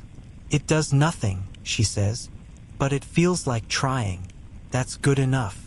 You listen to the grandfather tell stories about the War of Independence and how he once fed 6 men with a single chicken. They didn't eat much, he clarifies. They were all unconscious from dysentery. Historians still debate whether these rural remedies, olive oil infusions, vinegar foot baths, onion slices on the chest, had any true medicinal effect or were just comforting rituals. Either way, you've rubbed so many things on your body that you smell like a confused salad. You keep walking. In a town near Kalamata, you find a small archive full of old books and empty chairs. The librarian, wearing gloves and 3 scarves, shows you a journal written by a priest during the flu's peak. His entries are blunt and chilling. Buried 8 today. 5 were still warm. No poetry. Just raw observation. There's one sketch of a child in a coffin surrounded by lemons. You're not sure why that image sticks with you, but it does. Maybe because it looks like a ritual. Maybe because it looks like peace. You begin coughing again, dry, then wet, then gone. You pretend it was dust. A storm rolls in from the Ionian Sea. You take shelter in a wine cellar with a group of stray dogs who are unusually polite. One of them curls up at your feet like an old friend. You name him Chloroform. The cellar owner finds you in the morning and offers you a job harvesting olives. You decline, too restless to stay. She hands you a jar of cured ones anyway. For strength, she says. You're building quite the collection of pocketed charms and suspicious snacks. As you prepare to leave the Peloponnese, you hear that ships are running again, cautiously out of Patras. Some say Italy is in worse shape. Others whisper about France. But nobody's really sure anymore where the flu is strongest. It's everywhere and nowhere, like mist, like guilt. You watch the sun sink into the sea and count the stars that appear afterward. You don't make wishes, Wishes feel greedy these days, but you let the starlight brush your cheeks like a whispered apology. You close your eyes and breathe. Still here, the boat rocks gently in the harbor, as if reluctant to leave. You lean against a coil of rope that smells like old fish and wet barnacles, watching the sailors argue over crates marked in languages you don't speak. The sea is flat and gray, like a cold metal mirror. You're heading towards Sicily, apparently, or maybe Naples. Honestly, the captain is evasive and possibly drunk. But at this point, your destination matters less than your direction. Anywhere but here. You squeeze yourself into a corner of the deck, surrounded by coughing strangers who clutch satchels, bundles of garlic, and, in one case, a portrait of the Virgin Mary mounted in a frying pan. Holy protection, the man mutters. You nod. At this point, anything seems worth a shot. The ship creaks forward into open water. No one talks much. There's a silent agreement. Save breath, save stories, save hope. It's all in limited supply. Below deck, the smell is formidable. You're not sure whether it's the goats, the onions, or the general despair, but you develop a new appreciation for sea air. At night, you sleep curled beside sacks of dried figs and a woman who mutters in her dreams. She says names that sound like thunder in reverse. When she wakes up, she doesn't remember any of them. Maybe old gods, she says. Maybe just regrets. Somewhere past Malta, a sailor falls ill. Then another. The whispers start. It's back, someone says, as if it ever left. They quarantine half the ship with planks and sheets, as if the virus can't smell fear through linen. You help the cook boil herbs into a foul-smelling tea. He swears by it, says it saved his uncle twice. From what? You ask. He just shrugs. Mostly himself. Historians still argue whether these maritime herbal brews, often made from wormwood, mustard seed, and questionable bits of kelp, had any real efficacy or were just ritualized panic. Either way, everyone drinks the stuff. You chase it with a lemon rind. The ship finally docks in Palermo under an overcast sky, and you're not sure if you're grateful or nervous. The city smells like citrus and burning. You pass posters warning people to report flu symptoms and to avoid public gatherings. No one seems to be listening. You see a wedding in a side alley, two teenagers with paper crowns and hand-drawn rings.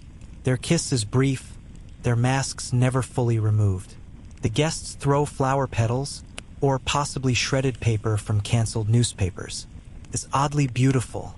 In the open-air market, vendors hawk dubious flu cures, dried frogs, crushed coral, violet oil, and something labeled medicinal ash in cracked Italian. You purchase a tiny bottle of rosewater because it feels vaguely hopeful. A street performer dressed as a plague doctor twirls for coins. His mask is too large and his voice cracks as he sings a comic ballad about kissing through kerchiefs. You laugh despite yourself. Humor survives like a weed. Someone offers you a bed in a chapel-turned clinic. You help clean the floor, carrying pails of water with a nun who says her prayers in Latin and finishes each one by spitting twice over her shoulder. Just in case, she winks. Her faith is deeply practical. At night, patients groan in their sleep. Some hallucinate, calling out to mothers or soldiers long dead. You sit beside one man who keeps trying to pull something invisible from his throat. It's like smoke, he rasps. It's inside me. You hold his hand until he sleeps. The walls are covered with small paintings and prayer cards. One shows Saint Sebastian wearing a mask and aiming a thermometer like a javelin. Probably not canon, but it makes you smile. You wake to the sound of bells and footsteps. A priest performs last rites for someone in the far cot.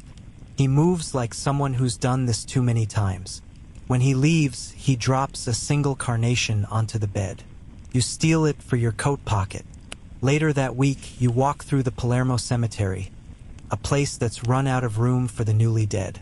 Temporary plots, stacked graves, names carved quickly, some misspelled. You pause at one stone simply labeled Bambina. No date, no Sernam. Just that little girl. Historians still debate whether certain regions underreported their flu casualties to avoid panic, or to keep tourism alive. You can believe both. This place is full of half-truths and beautiful lies. You continue north, following the coast like a breadcrumb trail of shadows. In Naples, things are louder, more chaotic. The air is thick with steam and perfume and yelling. You see people wearing masks soaked in wine, holding crucifixes in one hand and laundry in the other. Life doesn't stop here. It staggers forward in dance shoes. You pass a theater advertising a one-woman play titled La Febre, supposedly written while the actress herself was in quarantine. The poster shows her dramatically holding a handkerchief, swooning. Someone's drawn a mustache on her in charcoal. Classic. You meet a pharmacist who has converted his storefront into a rumor exchange. He dispenses licorice, willow bark, and gossip in equal measure. The flu was invented by the Swiss, he tells you confidentially. Too much time, too many clocks. You nod solemnly. A child sneezes directly onto your coat. You consider setting it on fire. That evening, you sleep on the roof of a tenement building beside a chimney that makes strange gurgling noises. The stars are blurry, but still there. You think of the sea and how it hides its sickness so well. In the morning, you find a note tucked under your boot. No name, just a line. It's not death we fear, it's being forgotten. You fold it and keep it. Some truths are too large for one person. At a soup kitchen, you meet an opera singer who now ladles broth instead of belting arias. Her voice still trembles when she hums to herself. She tells you about a performance she gave the night before her fever started. Half the audience never made it home, but she did. Survivor's guilt, she says, is just guilt wearing a fancier dress. You're starting to collect stories like loose buttons. Too many to hold, none you can throw away. One man claims to have seen the actual virus, says it appeared in his dreams as a great golden bird that breathed blue smoke. It sang my mother's lullaby, he whispers. Then it flew away. You nod. Dreams are more reliable than newspapers these days. You try to write a letter, but can't decide who it's for. So instead, you draw little pictures. A ship, a goat, a mask, a heart. The rain comes suddenly, warm and insistent. You stand in it, letting it soak your scarf, your shoes, your skin. You hope it washes away everything but the stories. The city sleeps, half masked and half mourning. As you climb the hill overlooking the bay, you stand quietly, still here. The morning fog in Naples rolls in like spilled milk, thick and slow, blanketing the tiled rooftops in a quiet hush. You rise stiffly from the makeshift cot you'd bartered for with a tin of sardines and a half-deck of playing cards. Your back aches, your throat's dry, but you're upright and that's still considered a luxury. You button your coat one-handed while holding your breath. The air smells like hot copper and wet plaster. A funeral passes beneath your window. Just one man and one cart. No procession, no hymns. Just a cloth-wrapped body and wheels that squeak in protest. You slip into the street. The stones underfoot are slick with dew or maybe spilt wine. You can't tell anymore. A group of children plays nearby, their jump rope rhyme disturbingly updated. Flu in your nose, flu in your head. If you don't pray, you might wake up dead. You raise your eyebrows. One girl sticks her tongue out at you. Fair. That day, you find a job carrying coal to a hospital on the edge of the city. It's half clinic, half chapel, all chaos. The hallway walls are tacked with hand-painted arrows and frantic messages like, use other stairs. Ghost and lift? No one explains that last one. You decide not to ask. In the basement, you stack crates beside a coughing man who insists he's perfectly fine. Allergies, he says, his eyes sunken and glassy.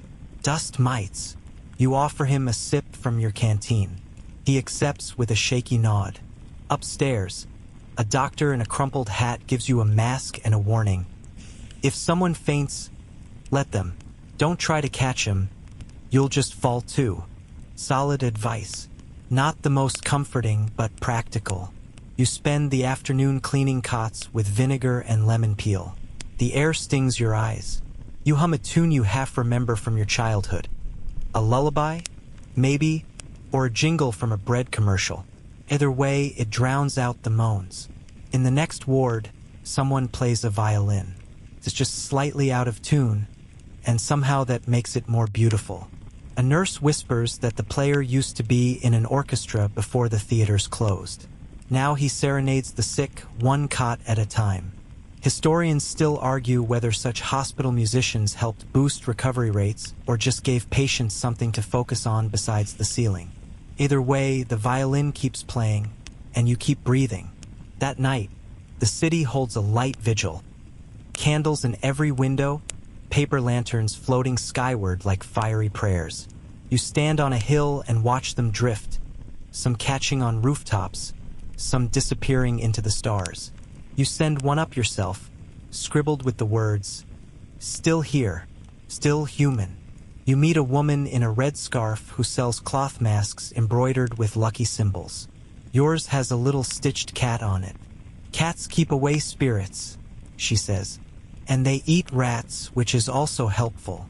You give her 2 buttons and a pine cone you'd been saving for no reason. She accepts. The streets are quieter now. People walk slower. There's a heaviness in their movements, like they're wading through invisible water. A man coughs and 3 heads turn sharply. One woman crosses herself and mutters something about karma and spoiled soup.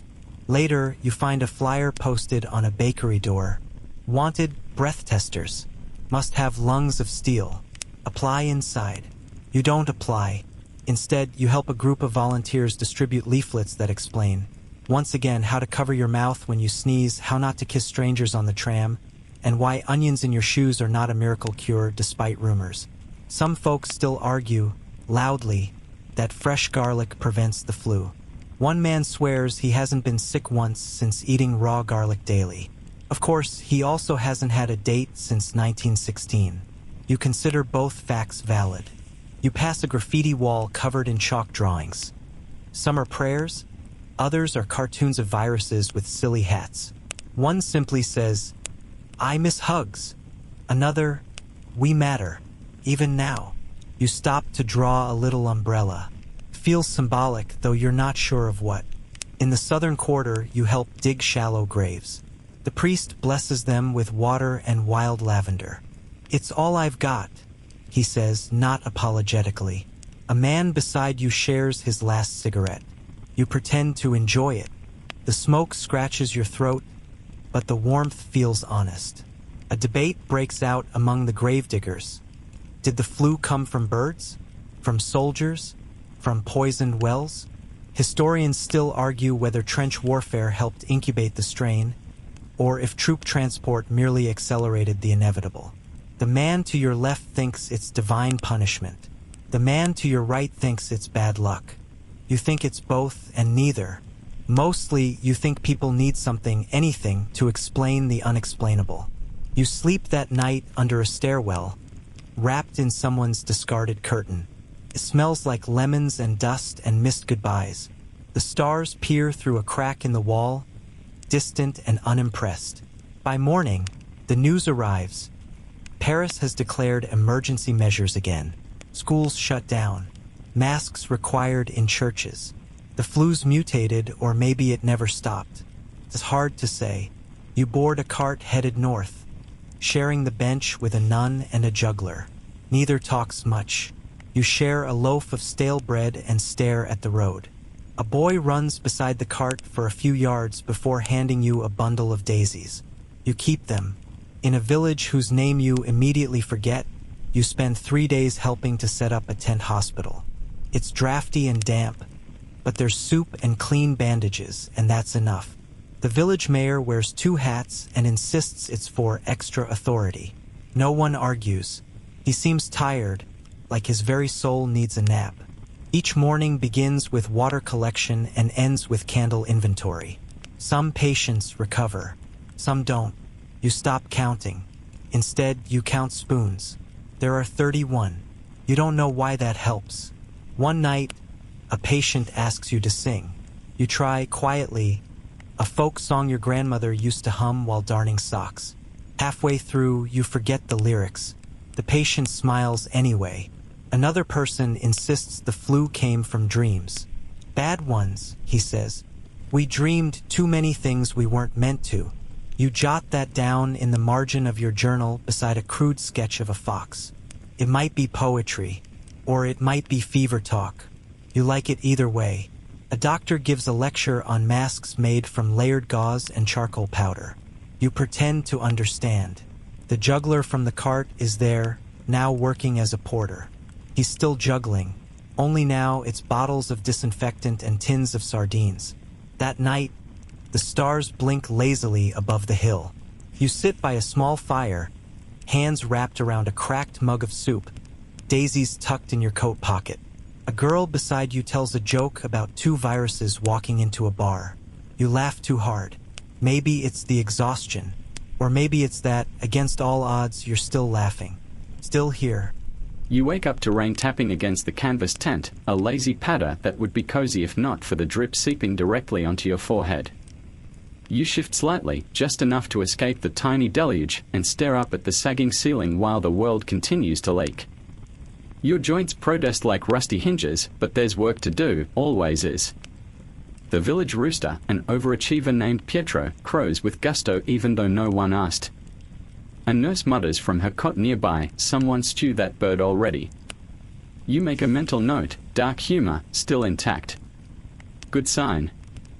Outside, the mud clings to your boots like desperate toddlers. The road is more puddle than path now, and the sky is that kind of grey that makes time feel like it's stopped caring.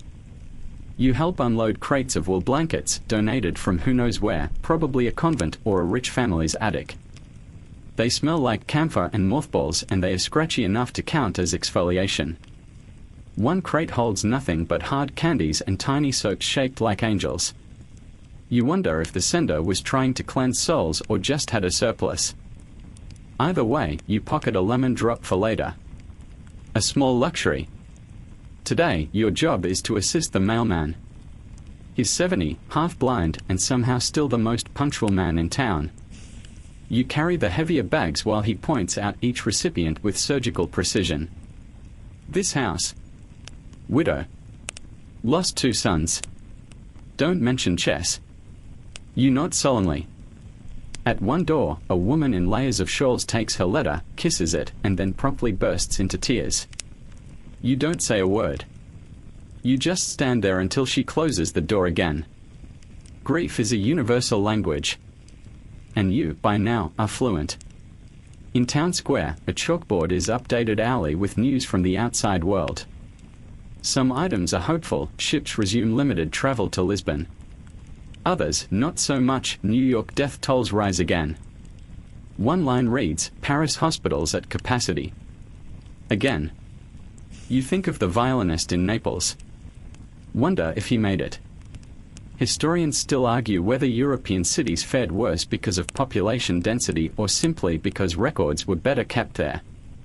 Some say rural communities suffered more quietly, with deaths uncounted and buried without ceremony. At the market, which now functions like a whispered scavenger hunt, you trade for carrots. Not gold. Not cigarettes. Carrots. They are that valuable.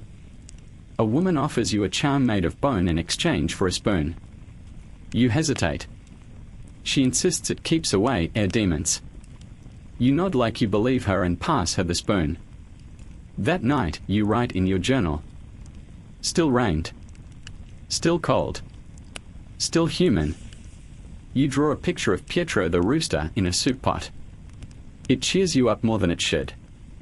2 days later, you are on a cart again, this time headed for the city of Leon.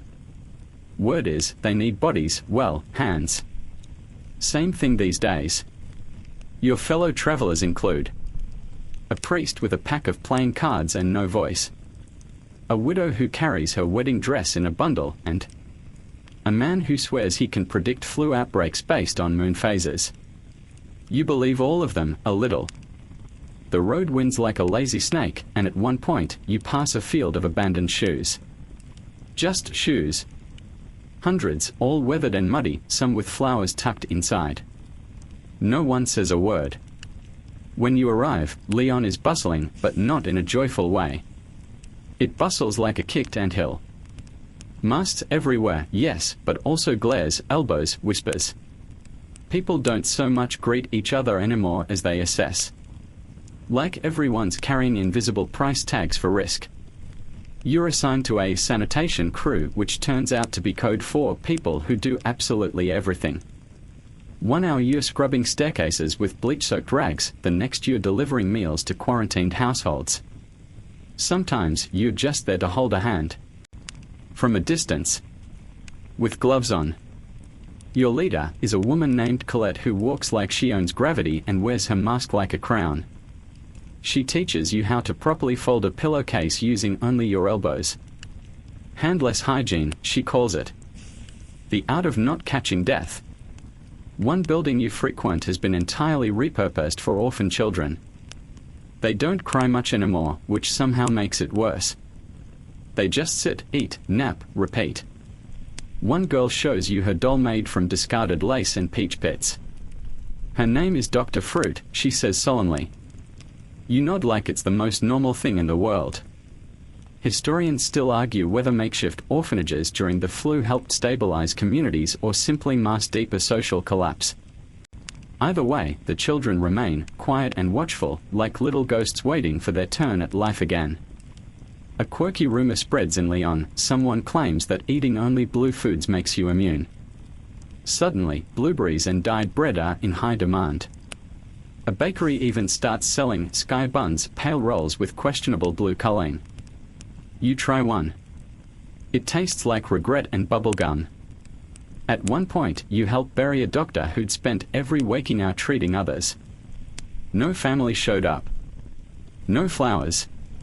Just the sanitation crew and a priest who mumbled something that might have been Latin or maybe just exhaustion. You place a sprig of rosemary on the grave.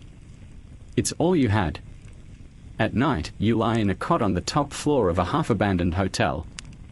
The wallpaper peels in elegant curls and the chandelier above you sways with each gust of wind. You fall asleep to the creak of wood and the murmur of someone softly reciting poetry in the next room. It's oddly comforting. On the third day, the widow from the cart finally opens her bundle in the common room. She hangs the wedding dress over a chair, smooths it out, and begins stitching new seams into it. It will be a christening gown now, she says. You don't ask for who. Later, you see her give it to a nurse. There's a quiet exchange. No words, just hands touching fabric. That evening, you're caught in a sudden parade, if you can call it that. A group of musicians, all masked, walk slowly through the square playing accordions and tambourines. They are followed by dancers in costumes fashioned from curtains and pillow stuffing. One wears a lampshade like a crown. No one cheers. No one claps. But everyone watches. Even the rooftops have eyes tonight.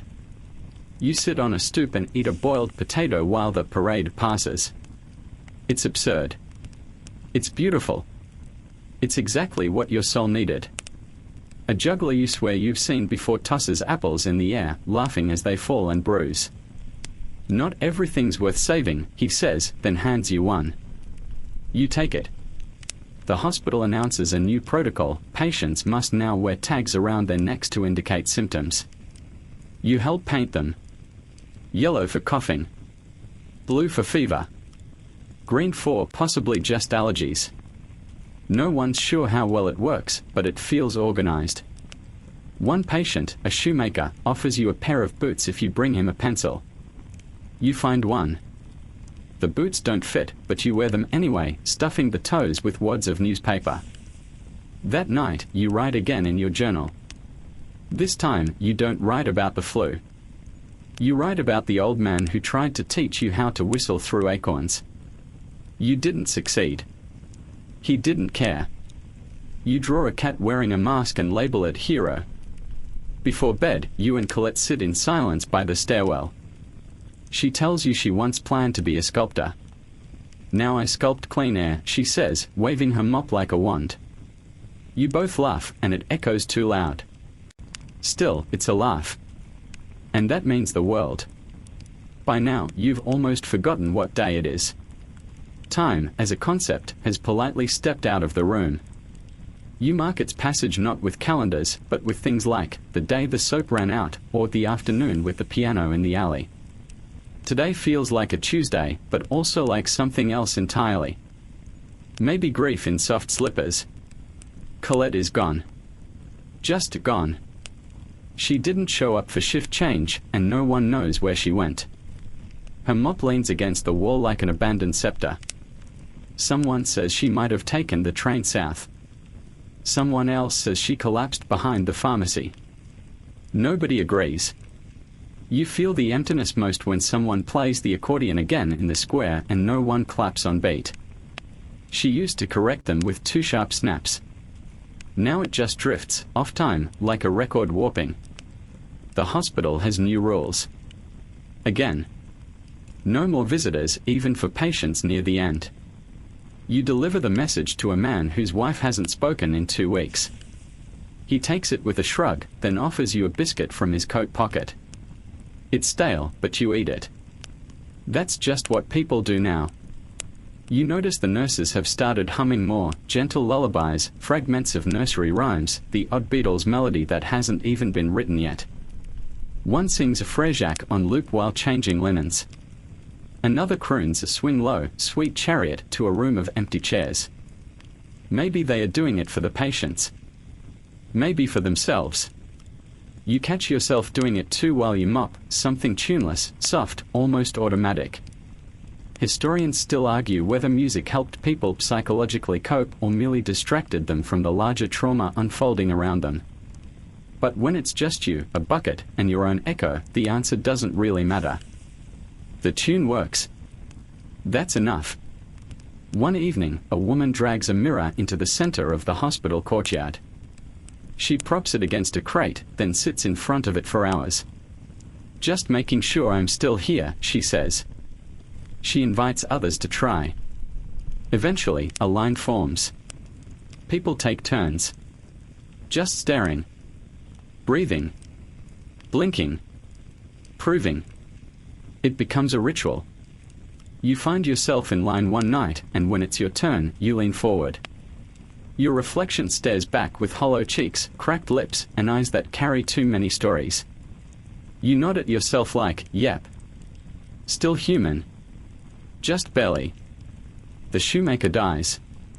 The boots pinch even more now, but you wear them out of respect. Someone opens a secret bar in a boarded-up library basement. It doesn't serve alcohol, just warm broth and jokes. You descend the staircase and find a group whisper laughing about absurd things. Like how ducks always look like they are late for a meeting. Or how one man insists he met a woman with a pet raccoon wearing a scarf. No one believes him. Everyone wants to. In the corner, a former teacher recites poetry by candlelight. You sip broth from a chipped teacup while she delivers a line about stars and salted bread. For a moment, you feel oddly lifted. Like the air remembered how to carry joy. You meet a man named Henri who has 3 teeth and an accordion. He plays a melody that sounds like it could be the national anthem of your own weariness. It's a lullaby, he says. For ghosts. You hum along without knowing the tune. There's a growing theory that cats can sense the flu. A family on Rue des Martyrs swears their tabby meows louder before someone falls ill. The city responds by appointing a stray named Albert as deputy sentinel. He wears a tiny vest and mostly sleeps on a warm pipe, but it gives people hope. You pass Albert on your way to deliver rations. He blinks at you like he knows everything. Honestly, maybe he does. The rain returns, sneaky and steady. The kind of rain that dampens bones and washes away chalkboard news. A child slips in it, stands up, and bows dramatically like it was all intentional. Applause breaks out from nearby windows.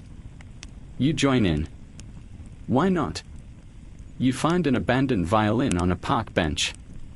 It's missing a string and smells like mildew, but you bring it to the orphanage. A boy named Jules begins to play after 2 days of tinkering. He doesn't smile while playing, but his foot taps. That's enough. Rumor is the American president's been infected. Or maybe not. Historians still argue whether leadership decisions during the pandemic were driven more by misinformation or sheer denial, someone mutters while reading the local paper. Probably both. A woman you know only as Madame Lefevre tapes a sign to her door, "No ghosts allowed." You ask if it's a joke. "Half," she replies. "Mostly the loud ones." She makes you tea with herbs that smell like lemon and sadness. You thank her. The shoemaker's shop has been boarded up.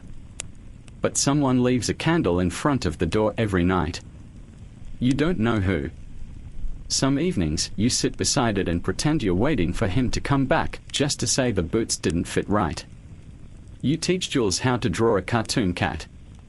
He names it Maisky and insists it has superpowers. "It can smell disease," he says. You laugh until you cough. He pats your arm and says, "Don't die." It'd mess up the story arc. You promise not to. A funeral procession passes. No music, no eulogies. Just a wooden cart and two mourners in hats too big. One carries a feather duster. No explanation given. You help a woman carry laundry up 5 flights. She offers you half a boiled egg as thanks. You share a look that says, "This is weird," and also, "This is normal now."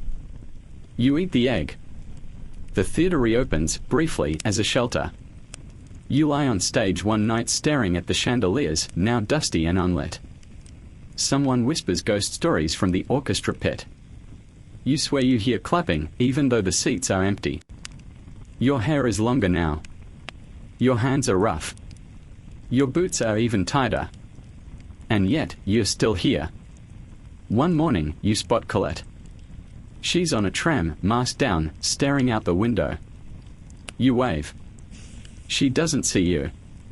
Or maybe she does and chooses not to react. Either way, she's gone again, rolling out of your life like a slow-moving train of almosts. You sit beside Henri later and tell him. He nods like this is exactly how life works now. Then he plays another ghost lullaby on his accordion. You don't hum along this time. You just listen. You help paint a mural on a broken wall, faces, names, flowers, masks, birds, a rooster in a crown. Jules adds Maisky flying over the rooftops. You draw the shoemaker in the corner, boots too big. Everyone adds something. Someone weeps when it's finished. Quietly. Like applause, but in reverse. The moon is bright that night. Too bright. It keeps you up. So you sit by the cracked window with a blanket and an old sketchbook. You draw your reflection from memory. It looks tired. And real. And somehow okay. You whisper, "Still human." Just barely. And for once, you believe it. You wake to pigeons arguing on your windowsill, feathers puffed and full of purpose, like they've been waiting their entire lives for this particular morning to cause a scene. Someone slams a pot downstairs and the smell of something suspiciously like cabbage soup wafts upward. It's another day, or maybe another echo of a day. Either way, you're up. Outside, the streets have a strange hush again. Not the heavy silence of fear, but a kind of held breath, like the city is waiting for a verdict it already suspects. The newspaper boys have stopped shouting headlines. Now they just hand the pages over with a nod, like silent confessions passed in a church pew. You read the word mutation and don't even flinch. Just another syllable in the pandemic's growing dictionary of dread. Historians still argue whether the Spanish flu mutated into a deadlier strain during the second wave, or whether human behavior made things worse. Either way, the numbers are rising again. Just when you thought it couldn't. Henri stopped playing his accordion. He says he's saving the music for the big finale. You're not sure what that means, and neither is he. But he keeps the accordion close, stroking the keys like a cat is training to sing. A young woman on Rue du Cloître has started writing letters to people who've died. She ties them to the wrought iron fence outside the hospital, where they flap in the wind like tiny, desperate flags. You stop to read one about a brother who always smelled like cinnamon and dirt. You leave a flower beside it. Someone else leaves a crust of bread. The fence becomes a shrine. You walk by each day just to see what's new. A child's drawing. A playing card. A spool of thread. Each one is a story in disguise. There's a rumor that the King of Spain is sick now, and that he might recover. Or not. Or already did. The point isn't clarity, it's distraction. You discuss it with the bakery woman, who now sells bread by the slice. She says, at least it's not the rats this time. Then she hands you a corner piece for free. You pass two men arguing about garlic. One insists it prevents infection. The other says that's superstition, then sneezes and gets garlic thrown at him. You decide not to weigh in. Science, after all, is in chaos. Doctors try everything: mustard plasters, whiskey gargles, leeches, yes, still. One nurse swears by boiled onion compresses, another by positive thinking. Neither method stops people from dying. One man carries a chicken into the hospital, claiming it has healing powers. The chicken promptly escapes and terrorizes the linen ward. You help catch it. Later, someone names it Dr. Peckerson. It becomes a sort of mascot. Because why not? The ration lines get longer. The portions smaller. You learn to chew slowly, to savor the memory of meals more than the meals themselves. One woman teaches you how to make tea from burnt orange peels and sadness. You drink it nightly. At the train station, soldiers are returning home. But they are coughing. Pale. Haunted. Some lie on benches, unmoving. You help carry one to a stretcher. His hand grips yours with a strength that says is not ready to leave, not here, not now. He dies that night. You don't know his name. There's a man who walks the streets with a bell, warning people not to gather. He wears a mask made of velvet and glass. It fogs with every breath. Kids call him the Ghost Watchman. Some follow him like a parade. He never looks back. You see him 3 times in 1 week. Each time, his bell gets quieter. One night, the power goes out. No warning. Just darkness swallowing every corner. You light candles. Others do too. From your window, the city becomes a galaxy of flickering stars. People lean out, holding light in trembling hands. Someone starts singing. The melody rises like smoke. Others join in. It's off-key, but beautiful. You hum along. So does Henri. Even the pigeons stay quiet. The next morning, power returns. But the memory of that night stays with you. How the darkness made room for something oddly pure. You begin collecting stories. Not writing them, just remembering. The boy with the violin. The woman and her mirror. The garlic jewel. The chicken doctor. You list them silently, like beads on a rosary of survival. Historians still argue whether these moments were forms of resistance or just distractions. You decide it doesn't matter. They mattered to you. You pass a man coughing into a handkerchief embroidered with daisies. He nods at you like he knows something. Later, you see that same handkerchief tucked under a hospital pillow. No one remembers his name. The mural fades in the rain. Jules tries to repaint it but stops halfway. Let it melt, he says. It's still art. He draws Maisky again, this time with wings. You hang the new drawing in the orphanage hall. It flaps when the door opens. Colette returns. Again. This time she stays long enough to borrow sugar, braid her hair, and make a joke about ghosts eating too much soup. You don't ask where she's been. She doesn't offer. It's understood, everyone disappears sometimes now. Henri finally plays his finale. It's a tune no one recognizes, part lullaby, part funeral march, part waltz for invisible dancers. You cry without knowing why. He finishes, then says, "I think I'm done now." He sets the accordion down and walks into the fog. You never see him again. You help clean the train station. Someone scrawled "still here" in charcoal on the wall. You leave it. Seems important. One night, Jules asks if things will ever go back to normal. You lie and say yes. He lies and says he believes you. That's the deal. People are starting to talk about a turning point. Maybe the worst is over. Or maybe not. You hear whispers of vaccines, of herd immunity, of hope, thin and fluttering like the letters on the fence. You try not to hope too hard. But you clean your boots anyway, just in case walking gets easier soon. You teach someone to play cards. They teach you how to whistle through your fingers. It takes days, but eventually you make a sound. It scares the pigeons. You both laugh until you cry.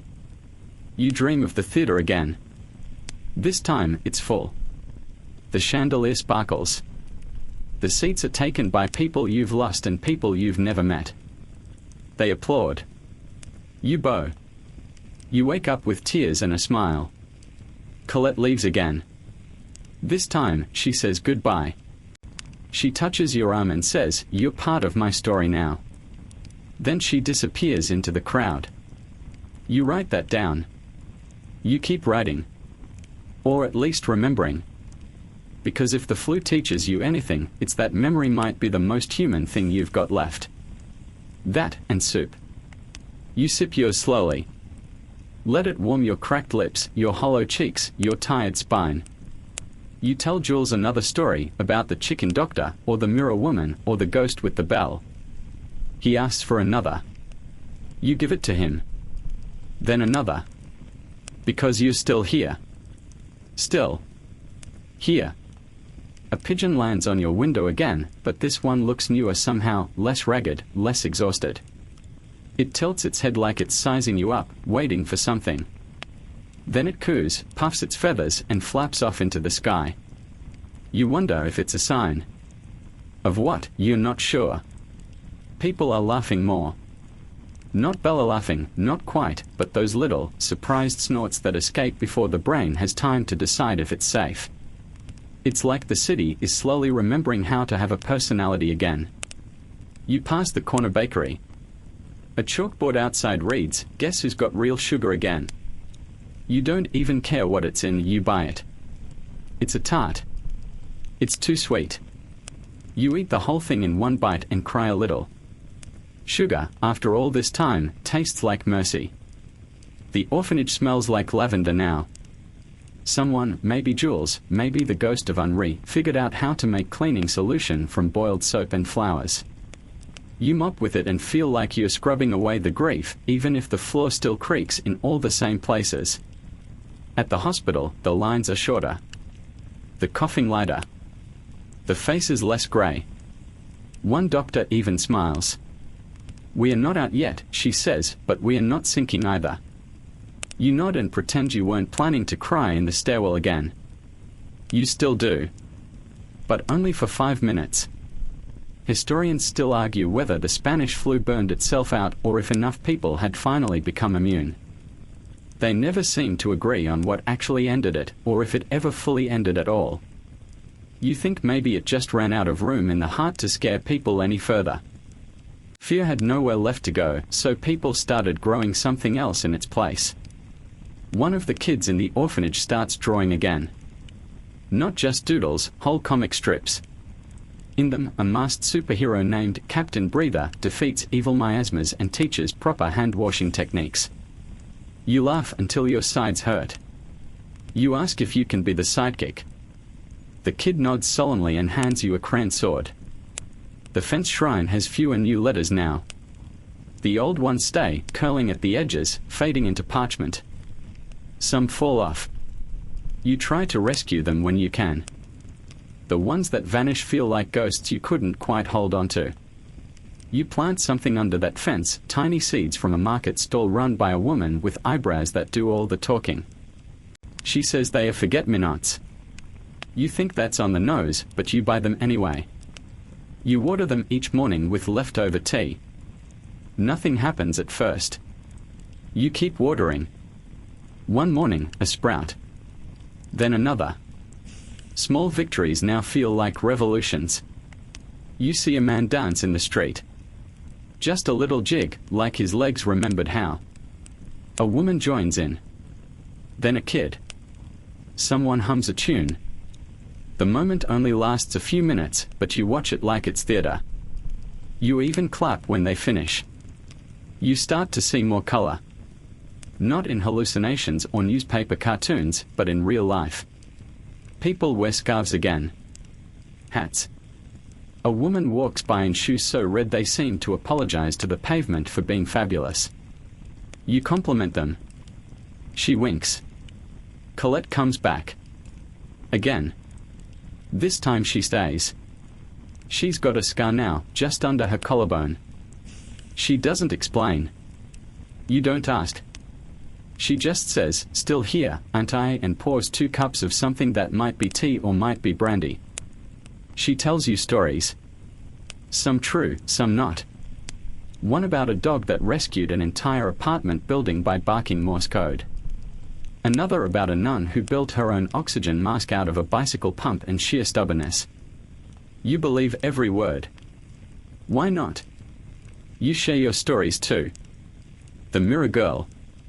Henri's Last Waltz. The Garlic Duel. The Chicken Doctor. Always the Chicken Doctor. There's a funeral, but it's small and almost peaceful. Mask still on. Heads bowed. But this time, there are flowers, real ones. And a violin. The music sounds like closure. Not perfect, but enough. The school reopens. The children are hesitant, but curious. The chalk squeaks like it forgot how to behave. You offer to help clean the blackboards. One kid writes hope in crooked, capital letters. You leave it there for a week.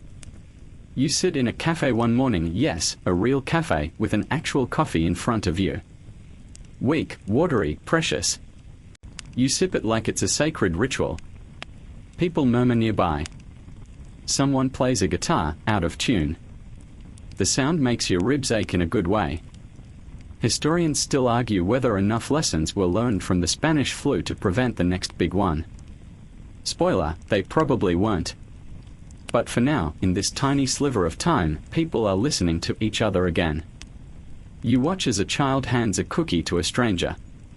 No words. Just the universal language of "you look like you need this." The murals come back. Jules paints one of you. You, with a spoon in one hand and a crayon sword in the other. You try to protest. He tells you to hush. You're the only one who didn't quit, he says. Even when you wanted to. You're not sure if that's heroic or just stubborn. You accept the compliment anyway. Henri's accordion is found in the alley, wrapped in a scarf. No note. Just silence. You hang the scarf in the hallway.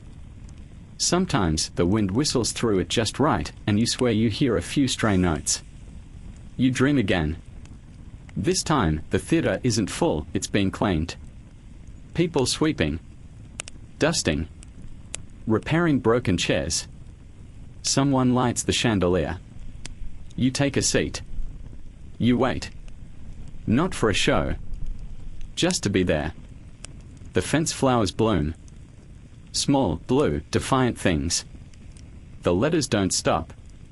Someone adds a new one every week. A ritual now.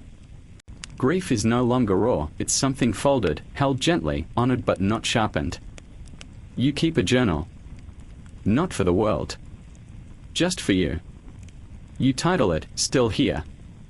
Inside, drawings, soup recipes, quotes from Colette, and a list of everyone you don't want to forget. The list gets longer. You think that's a good thing.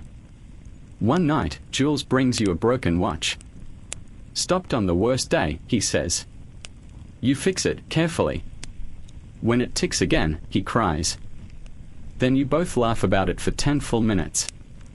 Things don't go back. That's not how time works. But things go forward, and that's enough. You sew a new mask, not to wear, but to keep. A reminder. You embroider a tiny chicken on the side. Dr. Peckerson would approve. Someone opens a new dance hall. You stand outside and listen to the music. You don't go in. Not yet. But someday. Someday you might dance again. It's late again. The kind of late where the street's empty, not because of fear this time, but because people are finally inside their homes, sleeping deeply without clutching pillows like lifelines. The shadows on the cobblestones are longer now, not darker, just calmer, like they've stopped holding their breath. You sit by the window and sip something warm. It doesn't matter what it is, it's hot, and it's yours. You breathe it in like incense, like medicine, like a reward. The city no longer sounds sick. It hums instead.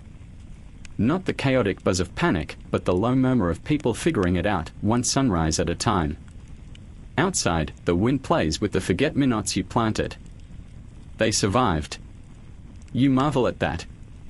In a world where so much didn't, these ridiculous little blue petals decided they were staying. Stubborn. Beautiful. Like you. Historians still argue whether the Spanish flu infected 1/3 or half of the global population. The numbers blur over time, too big to grasp, too cold to feel. But you remember how it felt. The heavy hush in the hospital halls. The way every cough made the room freeze. The quiet triumph of waking up one more morning. Some scholars insist the virus had 3 waves, others say 4. You think the waves were inside people, not outside. A first wave of disbelief. A second of panic. A third of numbness. And then, eventually, a ripple of resilience. Not everyone made it to that last part. You carry their names in the folds of your memory like pressed flowers. The mask factory shuts down. Not out of defeat, but because demand has dropped. You help pack the last crates with careful hands. There's a ceremony of sorts. Someone brings cake. You all cheer when the sewing machines stop. Then, later, someone cries in the supply closet. You let them. The sound is a kind of prayer. You find an old flu poster. Big bold letters, spit spreads death. You laugh. You frame it. Hang it in your kitchen as a reminder that even horror can be outdone by graphic design. The orphanage holds a festival. Homemade streamers. Biscuits. No real plan. One kid recites a poem about sneezing into your elbow. Another sings a made-up song called "Wash Your Hands Before You Hug Me." You can't remember the last time you smiled this much without guilt. The shrine by the fence, still there. But someone's added a bench. You sit there sometimes. You see others do it too. A quiet spot for remembering. Or just sitting. One night, someone lights candles. Not for morning, but just ambience. You like that. Colette opens a bookstore. Used books only. The sign out front reads, "Open if you're still here." You help her paint the walls. She insists on naming one section Plagues and Porridge. You don't ask. The museum reopens with an exhibit called "The Year the World Held Its Breath." You see photos, blurred, grainy shots of nurses, patients, families in masks. It feels both too far away and painfully familiar. A girl next to you whispers, "That looks like my great-grandmother." You nod. She could have been anyone's.